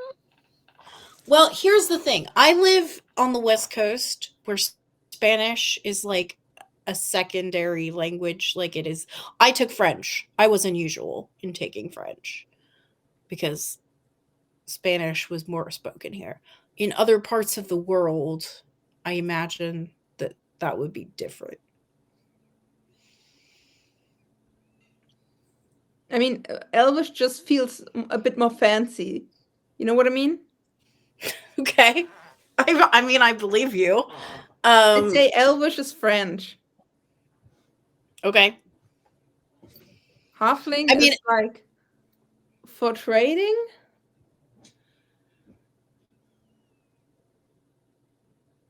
I feel like this is good. This analogy is going to fall apart at some point. But I mean, it's fine if I don't recognize it, but do I recognize what the language is that La Llorona is speaking? You would recognize it. I'm just asking out of interest if anybody here speaks Spanish. Oh, like in real life? No, I mean in fantasy. That's why I'm asking. Oh, no, we speak Common, which incorporates all human language. If you speak Common, you speak every human language? Because all the humans speak one language. Yeah, it's kind of like D&D's way of being like, here, all of your party can talk with each other because there is one language that all the humans speak. It is, deeply problematic in many ways, as are most things D&D. But I mean, we're still talking in D&D races, so yeah, exactly. you know I mean, what? I don't. I'd say Gnomish or Halfling or something like that feels like Spanish. I mean, I assume Mousy speaks Halfling. Yeah. Elsie does, in fact, speak Halfling. Which would make sense. That's actually a native tongue right there.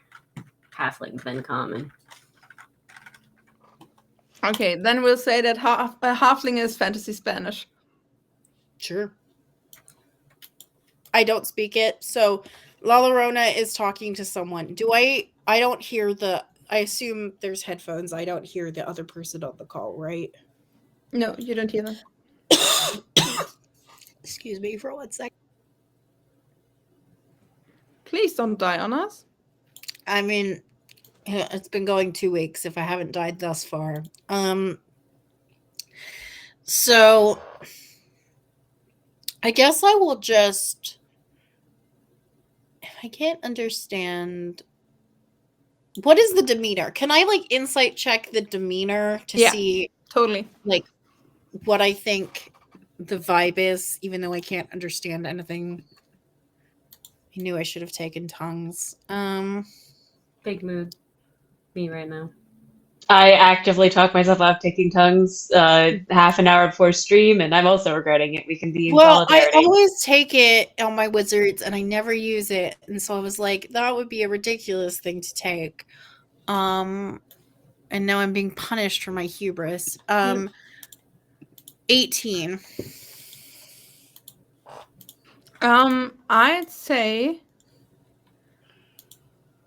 that you get the vibe. You get the vibe. She's actually pretty happy, which Okay. is unusual for the crying woman. Okay. Then I'm going to go out of the vent the way that I came in. And I'm going to go sit in a tree next to the building and wait for my friends to arrive. Yeah, I'd say you need 5 more minutes when you're on foot, even if you're taking the Celesti Mobile. Friendship is magic, etc., etc. Celeste Mobile feels like the perfect term. Do we have any difficulties in getting in our beautiful current configuration in getting to the same spot that Andy is currently waiting at? How old are your characters?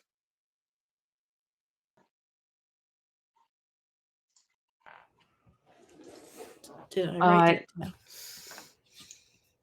The elven equivalent of mid-20s. Mm-hmm. Same. Furbolg equivalent of mid-20s. The perfect time to be stressed intern mode. Correct, but halfling, Yeah. which Okay. I think is actually just mid-20s. So all of you could still be in university, right? Without anybody being suspicious. I mean, I'm a wizard. I could be in university. I'm sorry, I'm not there. I'm gonna shut Yeah, up. you could be in university forever. But also, I'm a you are, wizard. I as live at we have university. established before, very small. And if you go fast and you are small, nobody will really look at you. Yeah, it's fine. I'm not there. I just got distracted by how small I was for a second. My apologies. I can also it's an amazing sentence. I can only do it for myself, unfortunately, but to aid in the charade, Errol has a little gem on a choker that can just do outfit changes freely, a la essentially free disguise self, and that is their magic item, and can, however, whatever Ariel thinks the student clothes vibe is, which how accurate that assessment is another question, but we'll try his best to blend in even further Roll an as we are insight check. sprinting through I can do the same. Ooh, roll an insight check. Yeah. Happily. Ooh, yay. We are blessed by insight. cat. We are blessed by cat. By cat.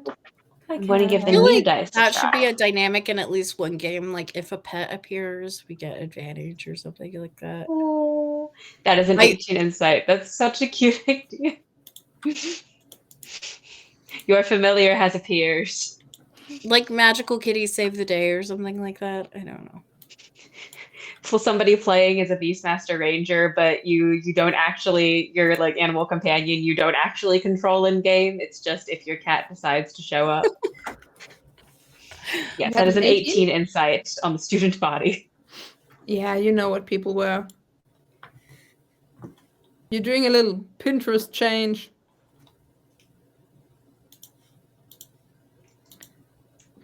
So yeah, you get up to the room, not through the door. The second that Ariel sees Andy, he is going to just take the phone and just, this is yours. Andy will hover down and put the phone in the pocket. And then say, I assume everybody arrived at the same time because Celeste was carrying them, and is going to say more directly to Mousy than to anyone, but so everyone can hear. The person we were talking about is inside on VR speaking halfling with someone on a headset. Okay. With that information,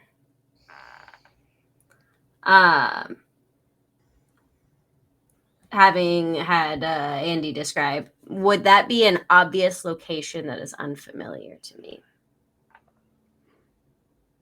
I'm trying to cast clairvoyance to I mean, you listen can just in. see through the window. There's a window in the door. Yeah, but I can't hear through the window. Oh, I'd say if you've seen the place, you're familiar with it. Okay, well, I'll peek through the window as peekily as I can peek without being suspicious. And yeah, we'll cast clairvoyance. So you see and you hear what's happening. I just choose hearing. I don't get to do, but it's not both, unfortunately. Okay, but you want to hear, have to I listen, want to right? hear, yeah, because I can look if I need to, but yeah, hearing. The spell takes effect, and for a moment you don't quite get it, and then you hear her starting mid-sentence, and I'm just so proud that you finally got the college degree that you always wanted. Like, you really, really did so well, and I was so unbelievable. I'm so proud of both of you, really. And it's so amazing, and I really can't wait what you're gonna do next. Mm-hmm. Yeah, sure. I would love to have you over for Christmas.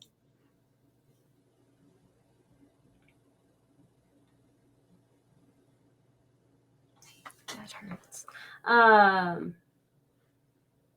So it sounds like she's talking to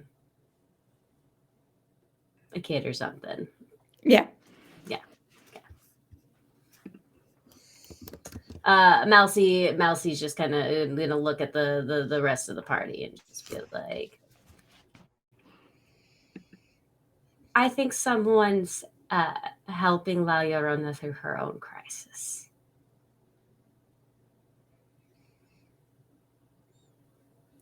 Maybe Puck with his wish? If it's Puck, then it's not helping, it's trapping. Although Why Puck are said you that they so wanted La convinced? Llorona to be working, so maybe Puck wants them out. We should go. I start at the door. Why are you so convinced that Puck is the mastermind of all of this? I'm not. He wants her out, and I start trying to I look at the door. Is this a door that looks like I'll be able to open it just straight, or does it have a key card? You can try to open the door. I will try. I'll pull on the handle. It's locked, but Yeah. He I'm wants gonna her fly out? through the vent again.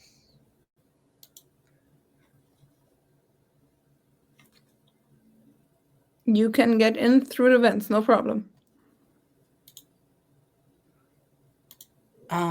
Is La Llorona still talking to the person on the thing? Yeah, they're having a nice chat. Excuse me, I'm so sorry to interrupt. It's fine. We would like to speak to you when your call is done. We're just right outside. Okay. Bye. And then I fly back into the vent. You're not sure if she heard you, but okay.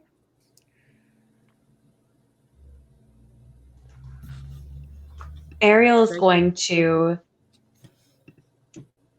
It should extend a little ways into the room. I don't think it has the wildest radius ever, but Ariel's going to start just carefully casting Detect Magic to see if potentially, I assume this headset is magical, but if it is enchanting or something, it has occurred to him and to me just that this interaction does not seem dangerous, but also La Llorona has been missing for a while, and this could potentially be some sort of ongoing charm. And as he's doing that, kind of is looking at Celestia a little weirdly and just, sorry, did Puck mention, what was that about?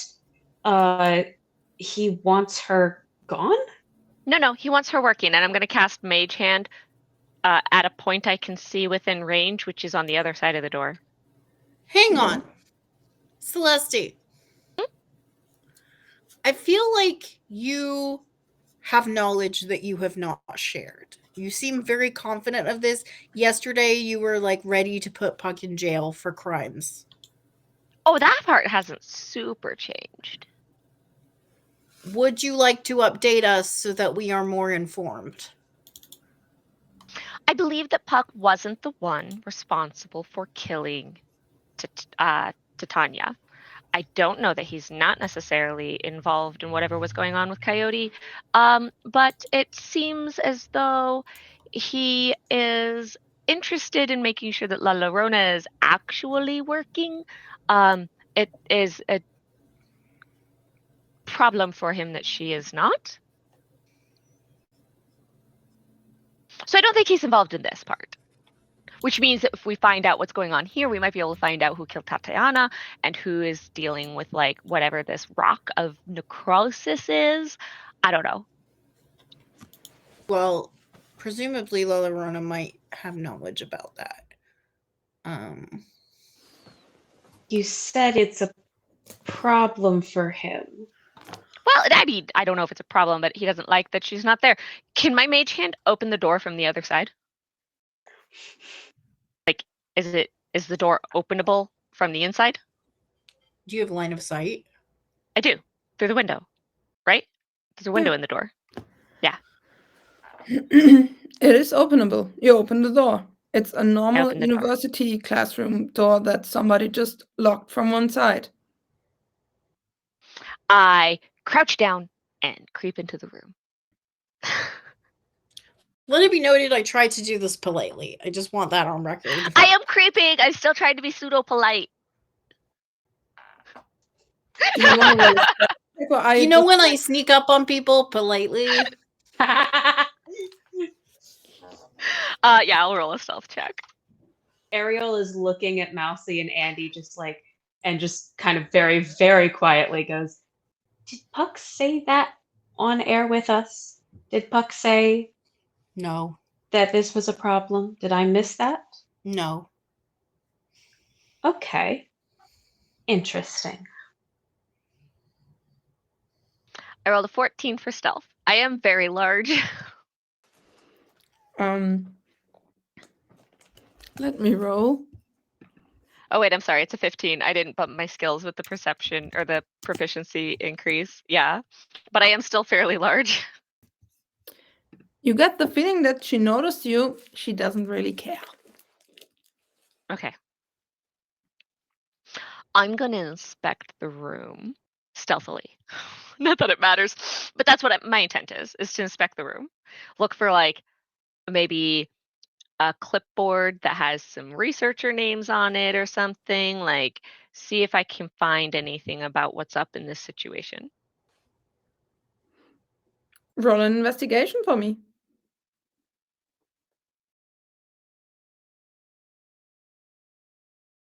I was in nat 20.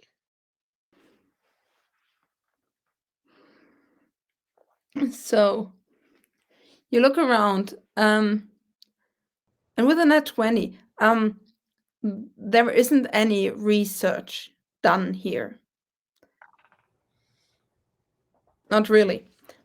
This classroom has been empty and used for something else to an extent that there's dust collecting on the windowsill and on the other tables. And it seems like it hasn't been used in weeks. And around around the elbows of La Llorona, you see the small markings in the dust where she moved her hands. She has been sitting here for weeks, not moving. From the other side of the room, I will quietly do my message cantrip at Malcy and say, this place has been being this way with her here for weeks. There is dust on all these things. It's not research. This is a prison.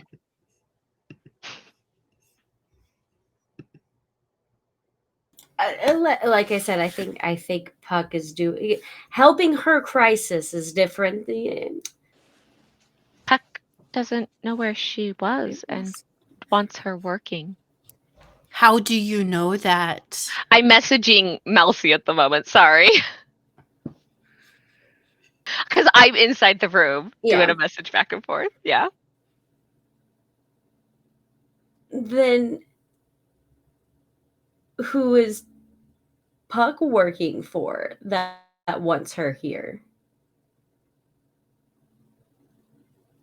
Do you know somebody wants her here? From Glitz and Glam? My assumption. What makes you think someone from there wants her here? Getting Archfey out of the way. Yes, somebody wants to get Archfey out of the way, but Puck specifically is not inclined for La Llorona to be out of the way. Right, so somebody else might be. Whoever Puck's working for. That'd be Oberon, maybe? Did Oberon kill Titania?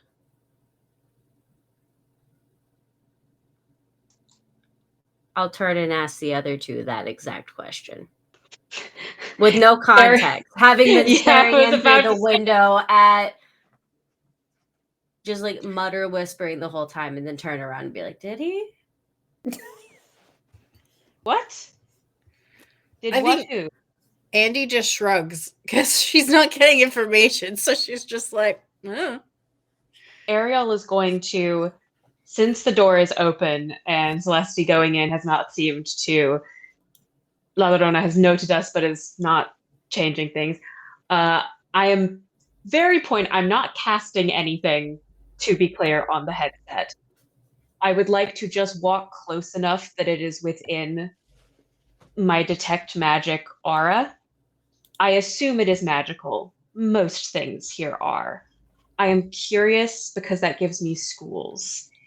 If the magic is enchantment or charming at all, something that Ariel is familiar with.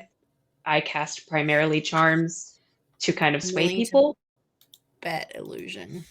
Or if it is illusion, or if it is simply connective magic, because I'm curious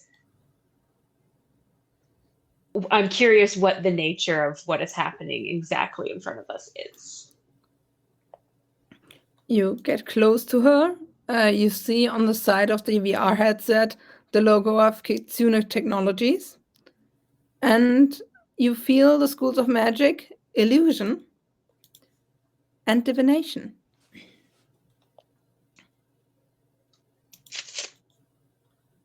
Illusion and divination. Okay. We'll just very gracefully step right back out to Mousy. I'll relay that information to the other two. It does not seem to be enchanting or charming her to remain here. It does seem to be illusory, but illusory is not always. Illusory can be deceptive, but it is not It's always. letting her deceptive. talk to somebody who she can't talk to without Yes. illusion magic. Yes. I think Andy at this point, like, has a suspicion. Celeste pops their head back through the door. They've snuck back around to the other side and they pop their head through the door and they go, "Do any of you know technology? I think you can make it display on a screen. I've seen it on commercials." Why any of would you we know? do that? So that we can see what's going on. Why do we need to? It's a private phone call It's not a phone call. or a display. Would you like it if someone came into your brain and looked at all of your dreams or illusions or whatever? People do. Has it been 10 minutes? Would clairvoyance still be up? And can I'm reading the spell here, and there is wording about as your action, you can switch between seeing and hearing. Do you want to glitch your clairvoyance into the VR headset to see the lenses? Is that what you're asking me here to do? I mean, honestly, I was just trying to like look over her shoulder, her iPad, But yeah, let's try to glitch it in. That sounds fun. Can you move the clairvoyance point after you've cast it? No, but I'll oh, can I? No, it remains in place, but I'll recast it. Okay, yeah, you I got recast spell it. Let me tell you first, it's a whack experience to be inside of a VR headset because you see darkness and flickering light. After a hot second of like getting your bearings and seeing like what the fuck's going on, you see through the lenses of the VR headset two boys around college age sitting at a kitchen table. They're having some, it's dinner time, they're having some rice and beans. Life is good. Life is simple. They're talking about what they want to do for their Christmas vacation. Because it's going to be so absolutely like hot in the down here during Christmas. They're thinking of maybe going somewhere a little bit cooler, or maybe taking a trip to the mountains. That's sweet of them. And they share a familial resemblance to La Llorona. Yeah. Is there anything within the kitchen area that seems sus, like not kitcheny, like I'm trying to figure out how I'm it's somebody who is making a world that just did a little bit off. It might feel a little AI magic generated, or that disconnect from reality of what yeah. It's actually quite the opposite, and that's what makes it even more weird. It doesn't have the illusionary fairy thingy-bob. It's like you're viewing a memory, but a really, really clear one. Like, when you have these like very eerie memories from your childhood where you absolutely fucking know how your kitchen looks like you have an absurdly vivid memory of the clock and where it is and what time it had at this certain point, but you can't remember the name of your first bunny, but you know where this clock was. Everything in this in the scene has this extreme feeling of, yeah, this was definitely in this place. Okay. Like there are spots on the wall above the stovetop from some tomato sauce that bubbled over, and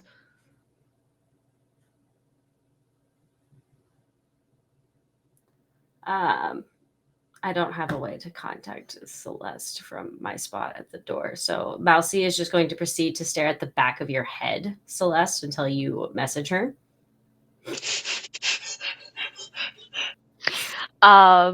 Yeah, I'll send a message to Celeste and be like, this feels like it's probably bad because she hasn't left the room. You should take the headset off. Okay. Mage Hand goes over, pulls it up. She still was talking to the people, said something in Spanish, and the next thing you hear is primordial scream of pain as she tries everything, and I mean everything, to get the headset back on. Like she's out of like a reflex of like, whoa, the Mage Hand will pull it up higher to the ceiling, basically, like just a reflex of like, whoa, and I make the Mage Hand go all the way up, and also I like tumble myself the rest of the way out the door.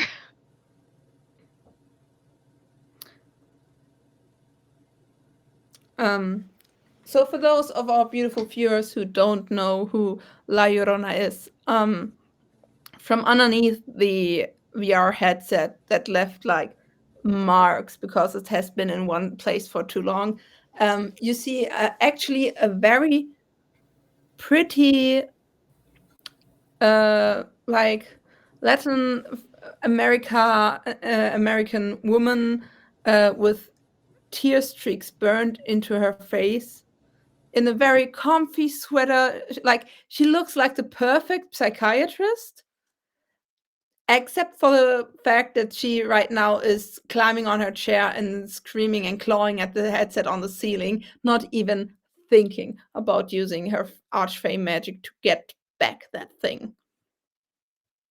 And Melcy, you understand her. She's cursing up and down in Spanish. Give it back, give it back, give it back.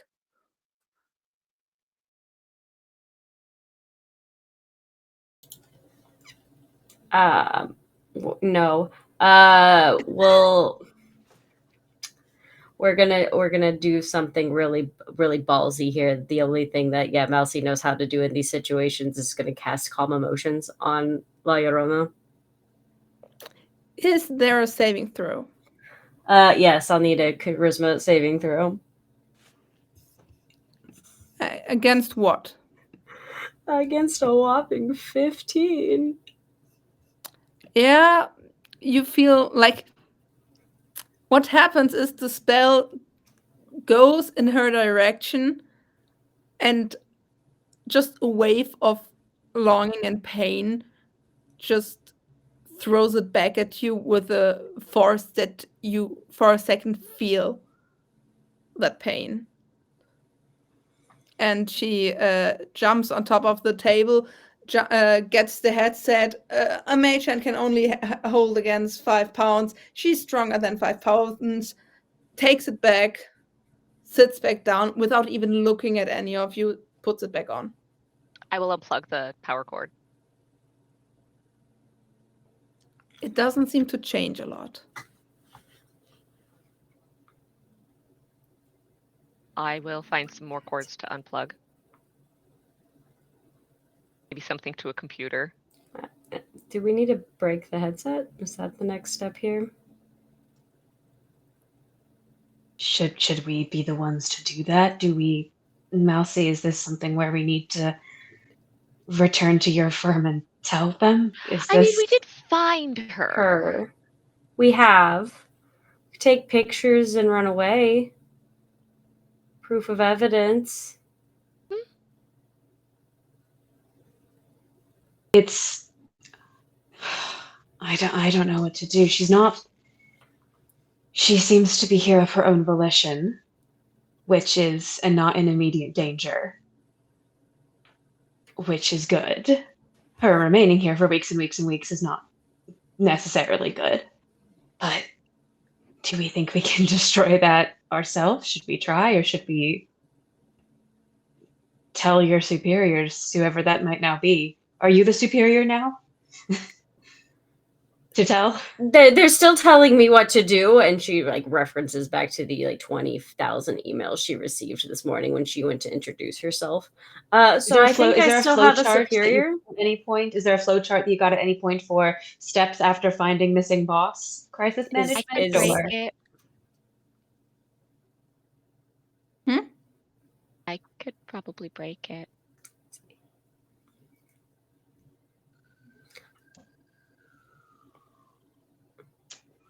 I think if we should, but I probably could.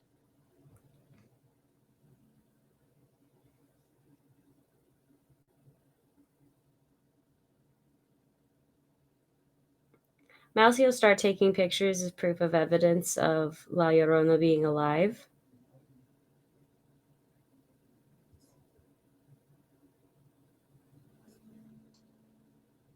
And she's not in a rock.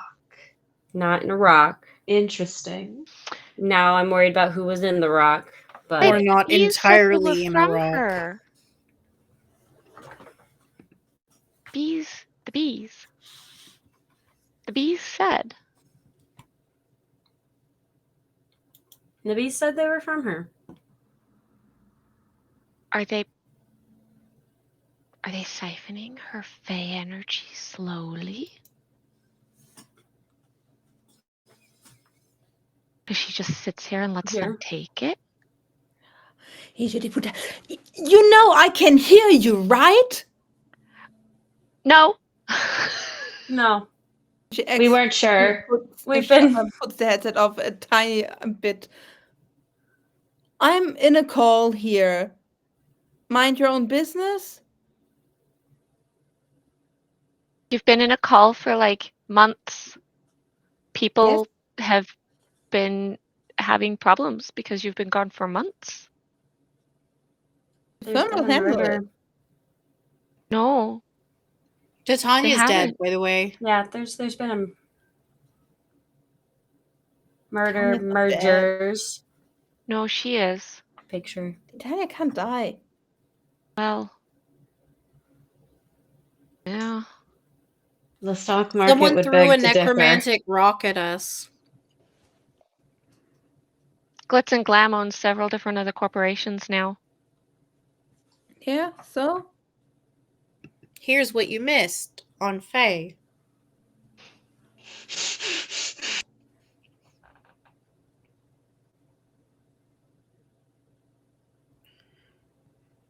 So it's kind of a problem, and isn't that what we fix?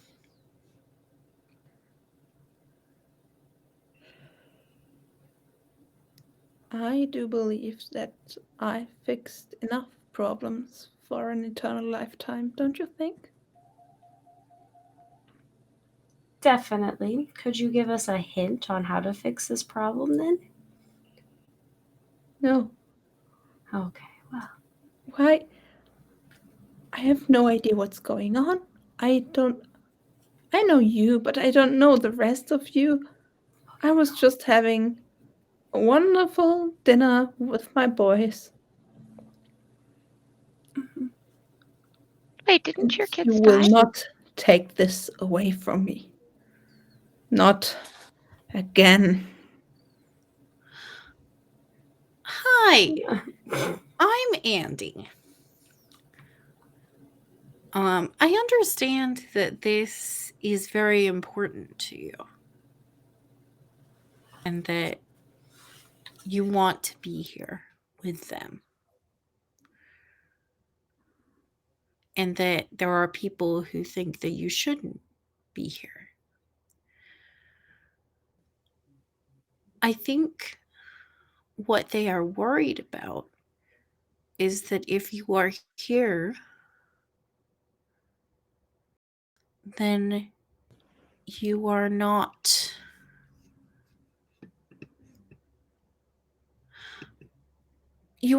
able to see the world clearly. And we just wanted to check on you and make sure that everything is all right. The people who gave this to you, I'm sure they had your best interest. Maybe we could speak to them. No. He tried to take it away from me again. He tried to, and he will not. Nobody will take this away from me. Who tried to take it from you? Maybe we could go and stop that from happening again if we knew. Just keep the door locked and leave me alone. Oh, the door's real easy to open. Who tried to take it from you?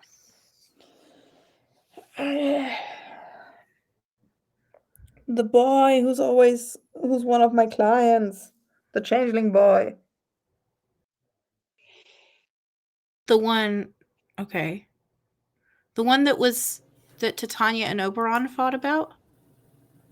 Yeah.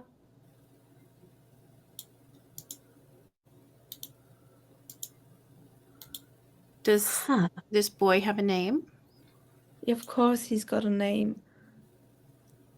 What do you call him? I call him Puck because he hates if people use his true name just like that. So Puck tried to take it away from you. Yes. Told ya. And I would not let him because this is mine. And you have no idea what this is. So Who gave this to you to start with? Andy, though? Puck? Andy looks to the side and says, "You said Puck didn't know where La Llorona was," and then turns back to La Llorona. No, that Puck wanted La Llorona back in action.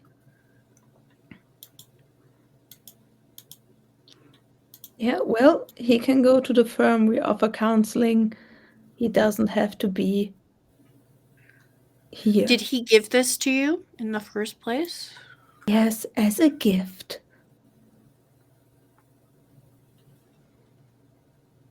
Freely given. Any more questions? Can I go back now?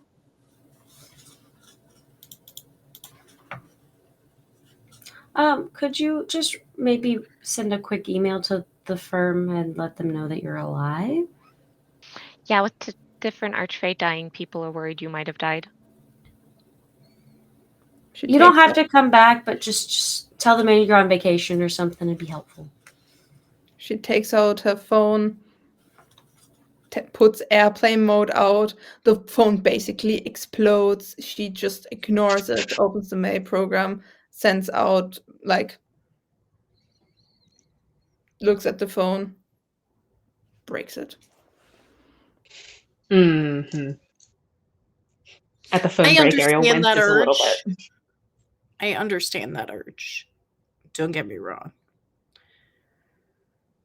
Well, we can let the firm, and I think I'm going to look at Mousy as I say this. We can let the firm know that you're alive,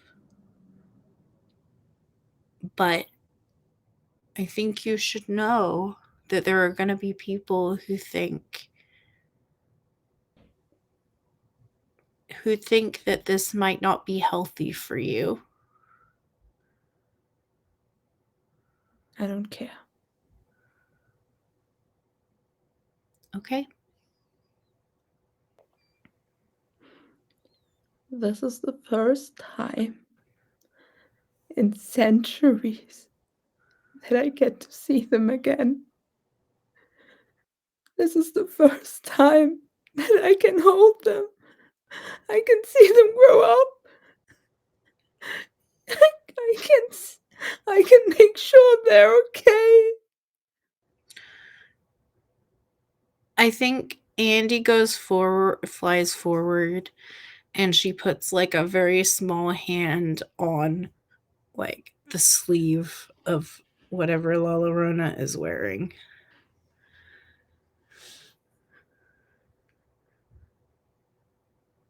I don't blame you. But I would want to stay too. I couldn't protect them.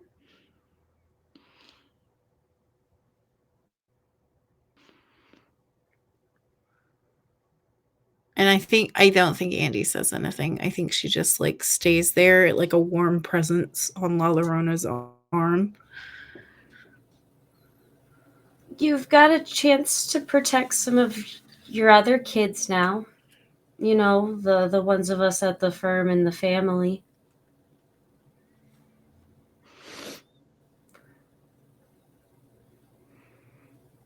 And then you can come back.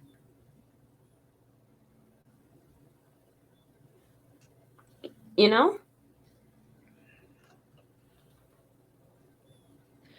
But this it doesn't stop. I would miss so much. I'm already missing so much. Well, life doesn't stop, so they can catch you back up on it. But I can just spend one lifetime with my kids, and then, I mean, that's not a lot, right? It's not going to be enough though.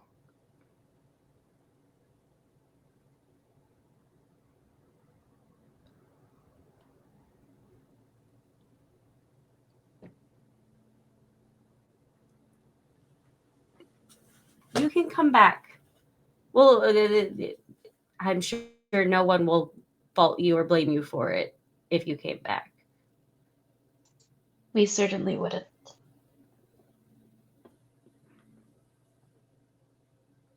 I can't leave them. Not again. Can the headset come with you?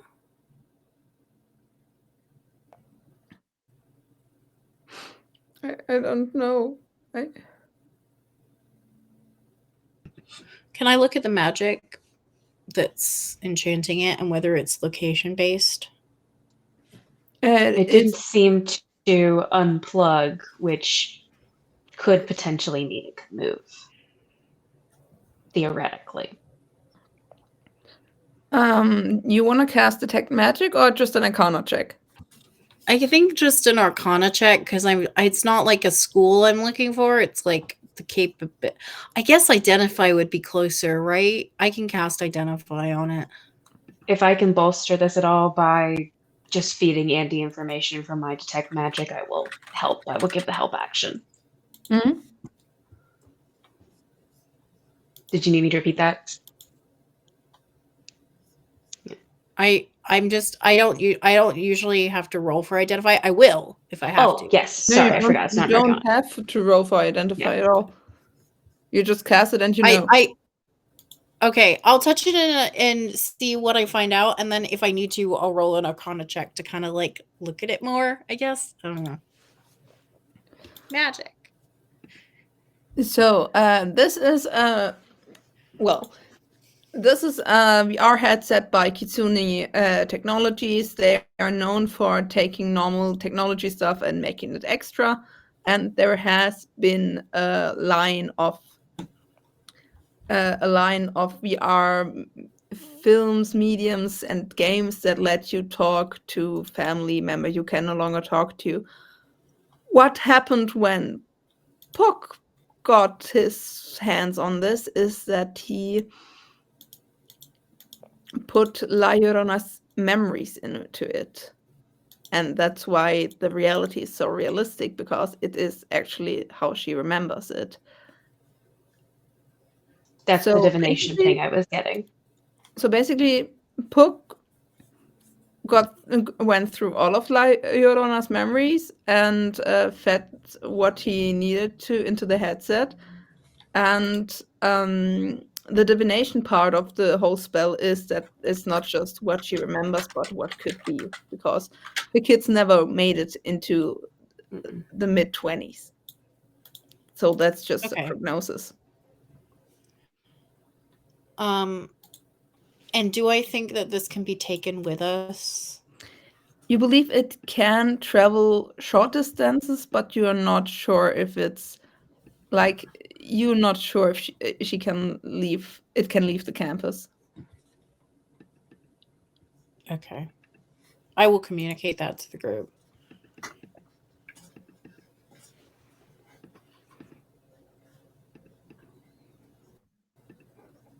So we tell her we can work outside this room and that she should come with us. That's true. It can work outside this room, probably. So.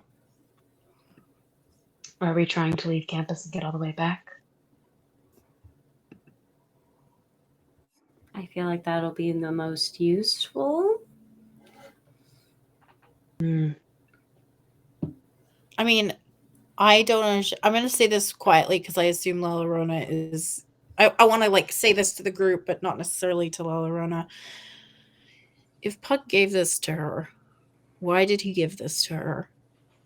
And why does he want her to not have it now? And why...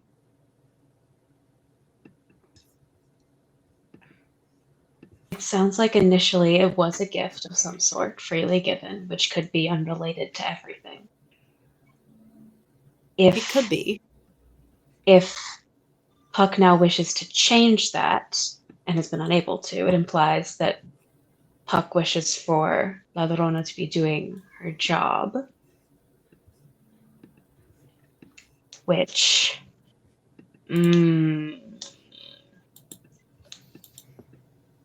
Puck wants La Llorona to be doing her job. Titania is dead. We think maybe at the hands of Puck, we're not sure. What's the next step after that? For Puck. What's the next thing that Puck wants to do? Well, the contract that he's under isn't completely broken, so it would be to finish removing that power over him. Yesterday you were insisting that the contract was broken because It's the not show completely ended. broken. A portion of it is apparently no longer in service correctly, but there is still a portion that is existent. According to what? Celeste, According to Puck. did you talk to Puck? Puck talked to me. Did Puck phone you again? What in the... In dreams. Was this the banana pudding? That was the end. Okay. What did Puck say in your dream? That they had power now, well, wealth, which is a form of power, but not all the power, and they to be fully free. And so they needed to finish that. They wanted La Llorona to be doing their job because that, I'm assuming, is going to be of help to them. And that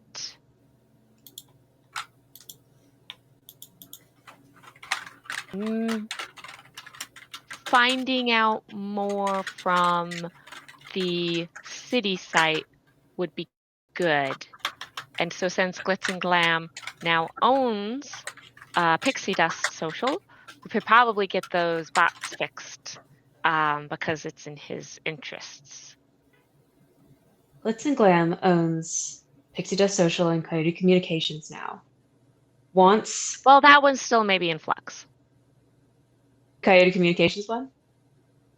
There's maybe pick one or the other that might be happening. I don't know. We'll see what Are you Coyote bargaining does. for your job somehow? I'm not the one doing any bargaining. Coyote is the one that's going to make a choice. I have so many questions that I will have to ask you. Everyone stop me if I'm oversimplifying, but my assumption from that is that if the contract is not fully broken but partially broken, Titania was some part of it, but Oberon must be another. And if Or that the gaining of wealth and thus like being in charge of like Pixie Dust Social and such has created a status position that has completed some form of an agreement contract that has fed back into the contract that they are under in such a way as to remove a portion of that binding. my Such as immediate... how, like, I had 27 things binding me to Coyote, but now I only have 26. Well, that's better than 27.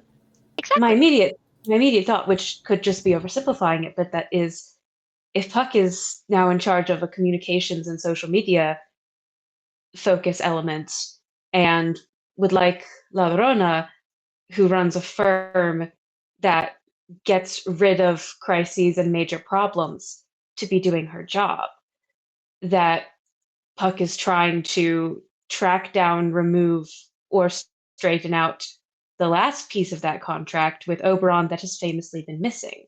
On the show, Puck did mention that since Oberon has been missing for 1,000 years, there's no way to alter that last part. Could it be that now Puck has the resources to, I don't know if that takes the form of talking to Oberon, killing Oberon, or a mix of the above, but could this elevated power be that key to solving that mystery and freeing Puck fully? Is that what's happening here?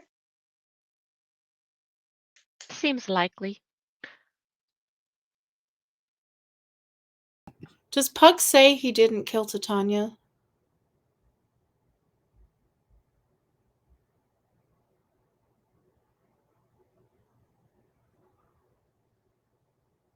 Oh, I thought it was a question. He did. He said, I didn't I kill mean, it Titania. was, but God can also answer. Well, on the show, right? Because I accused him. And again, when he was talking to you tonight. The trouble being that I I'm so afraid that Puck can just lie, but Also, I mean, you I'm can say sure I he didn't kill can. Titania because there was a different person who drove the blade through. So Well, I mean, we insight checked that, right? I just don't. It wasn't me. I remember someone insight checking. I insight checked him a lot of times. I didn't find him to be fully false, per se. Just tricky and at times sincere, which is I just at not this helpful. point don't know. I just don't know what the motivation would be for giving La Llorona. Like, I obviously want La Llorona to be healthy in as much as possible, but putting La Llorona back on the board gives Puck an advantage, and I don't know why, and that scares me.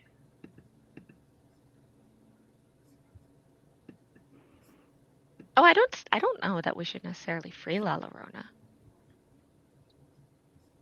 Now that La Llorona knows what's going on and it's known that she's alive, I think that that's sufficient. Well, we're currently trying to smuggle her out of the building, so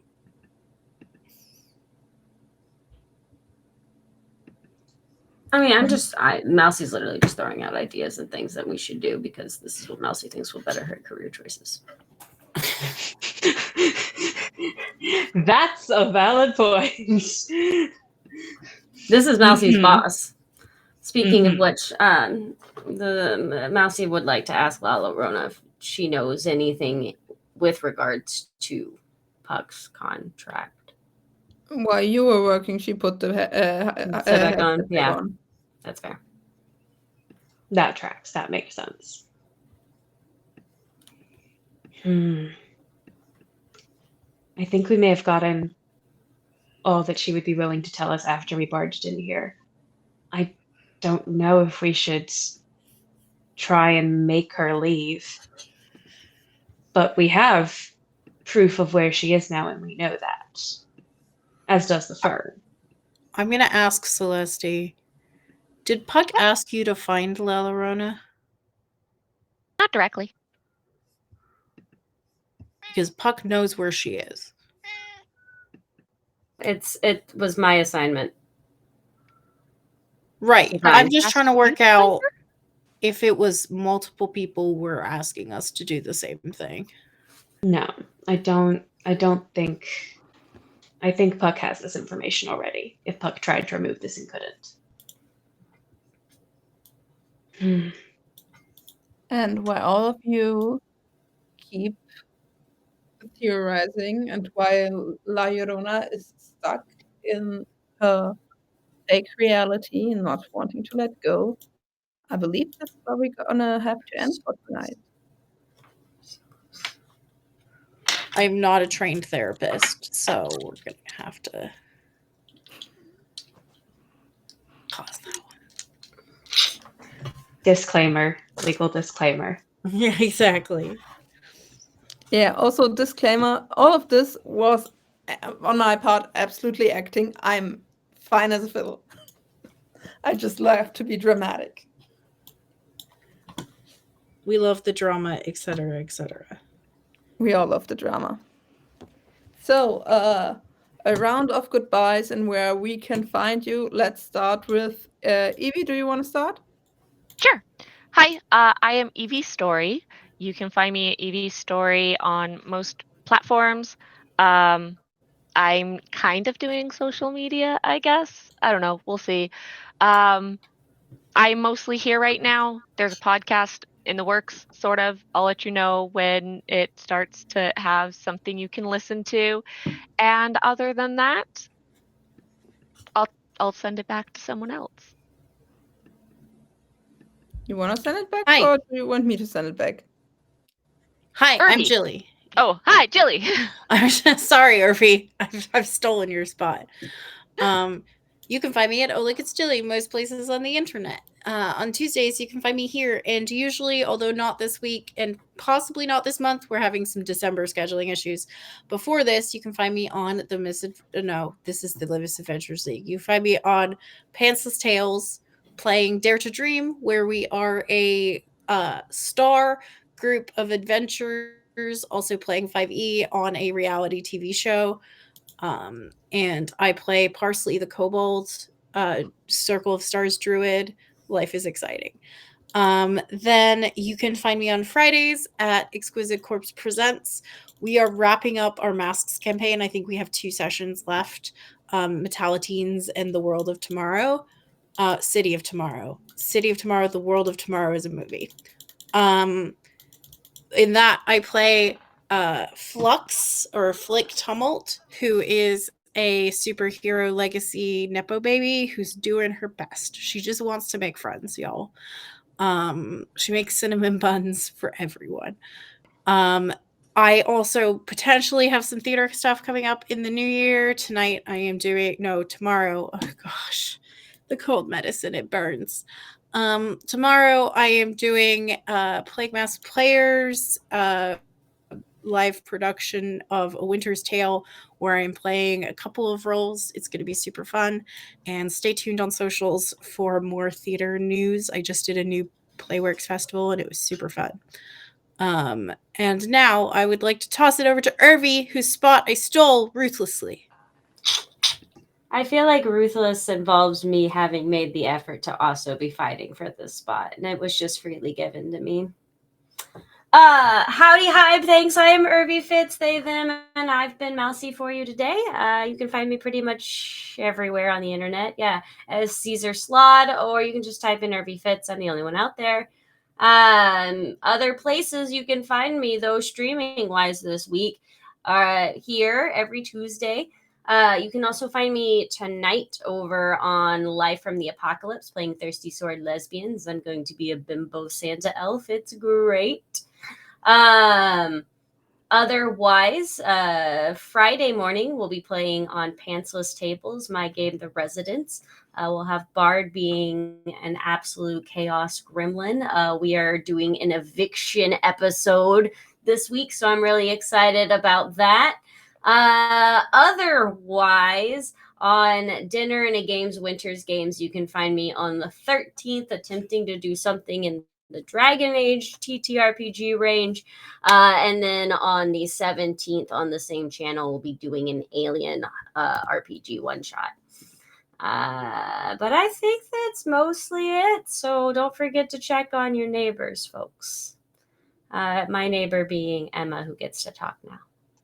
It's me. I'm a neighbor. Such lovely neighbors I have. Hello, I'm Emma, who has been playing Ariel, who has decided that he is never allowed to be in charge of people's phones again. Unlike Ariel, I do not have a very easily public findable self on social media. That could change in the new year. We shall see. But you can find me here on Tuesdays, and you can also find me tomorrow on Live from the Apocalypse, where I will be playing Molotov College, which is a superhero game where we're all going back to our alma mater superhero school. I am playing Harper, a superhero named Flashpoint, who is the Tony Stark, Sherlock Holmes-esque asshole genius. I'm very excited to be very adamant and very wrong a lot. It will be fun. And finally, back to Bart. Hello, everybody. I am the Bard with many names, and you can find me basically everywhere on the internet as the Bard with many names. I am here on Tuesday presenting to you FAE INC, which is soon coming to a close, which kind of makes me sad and also frightens me because there's so much to be done. You can find me you can find me learning how to talk today. You can find me every other Friday at Pencil's Table playing an absolute would I say it politely? An absolute gay dipshit. That is polite, yeah. Yeah, of an absolute gay dipshit at a reality TV show. I'm gonna be at Live from the Apocalypse for the Seuss Christmas special at the 21st. And in the new year, here at Adventurous League, there's gonna be not in the New Year, but in the new year, there's gonna be the second season of Misadventures with Magic, where I'm gonna play Felix again, which I'm so excited about. And I believe in the new year there might be something else coming up on Panzer's Tale, but I'm not sure when yet. So yeah, a lot coming up. And House of Dreams, Irby, yeah, we're still doing this. And I believe that is all, because we're in December and I'm not Night Monarch anymore. Yes. So I believe the last thing to say is thank you all so much for watching. We see you next week. And let's hope that our interns survive. Bye.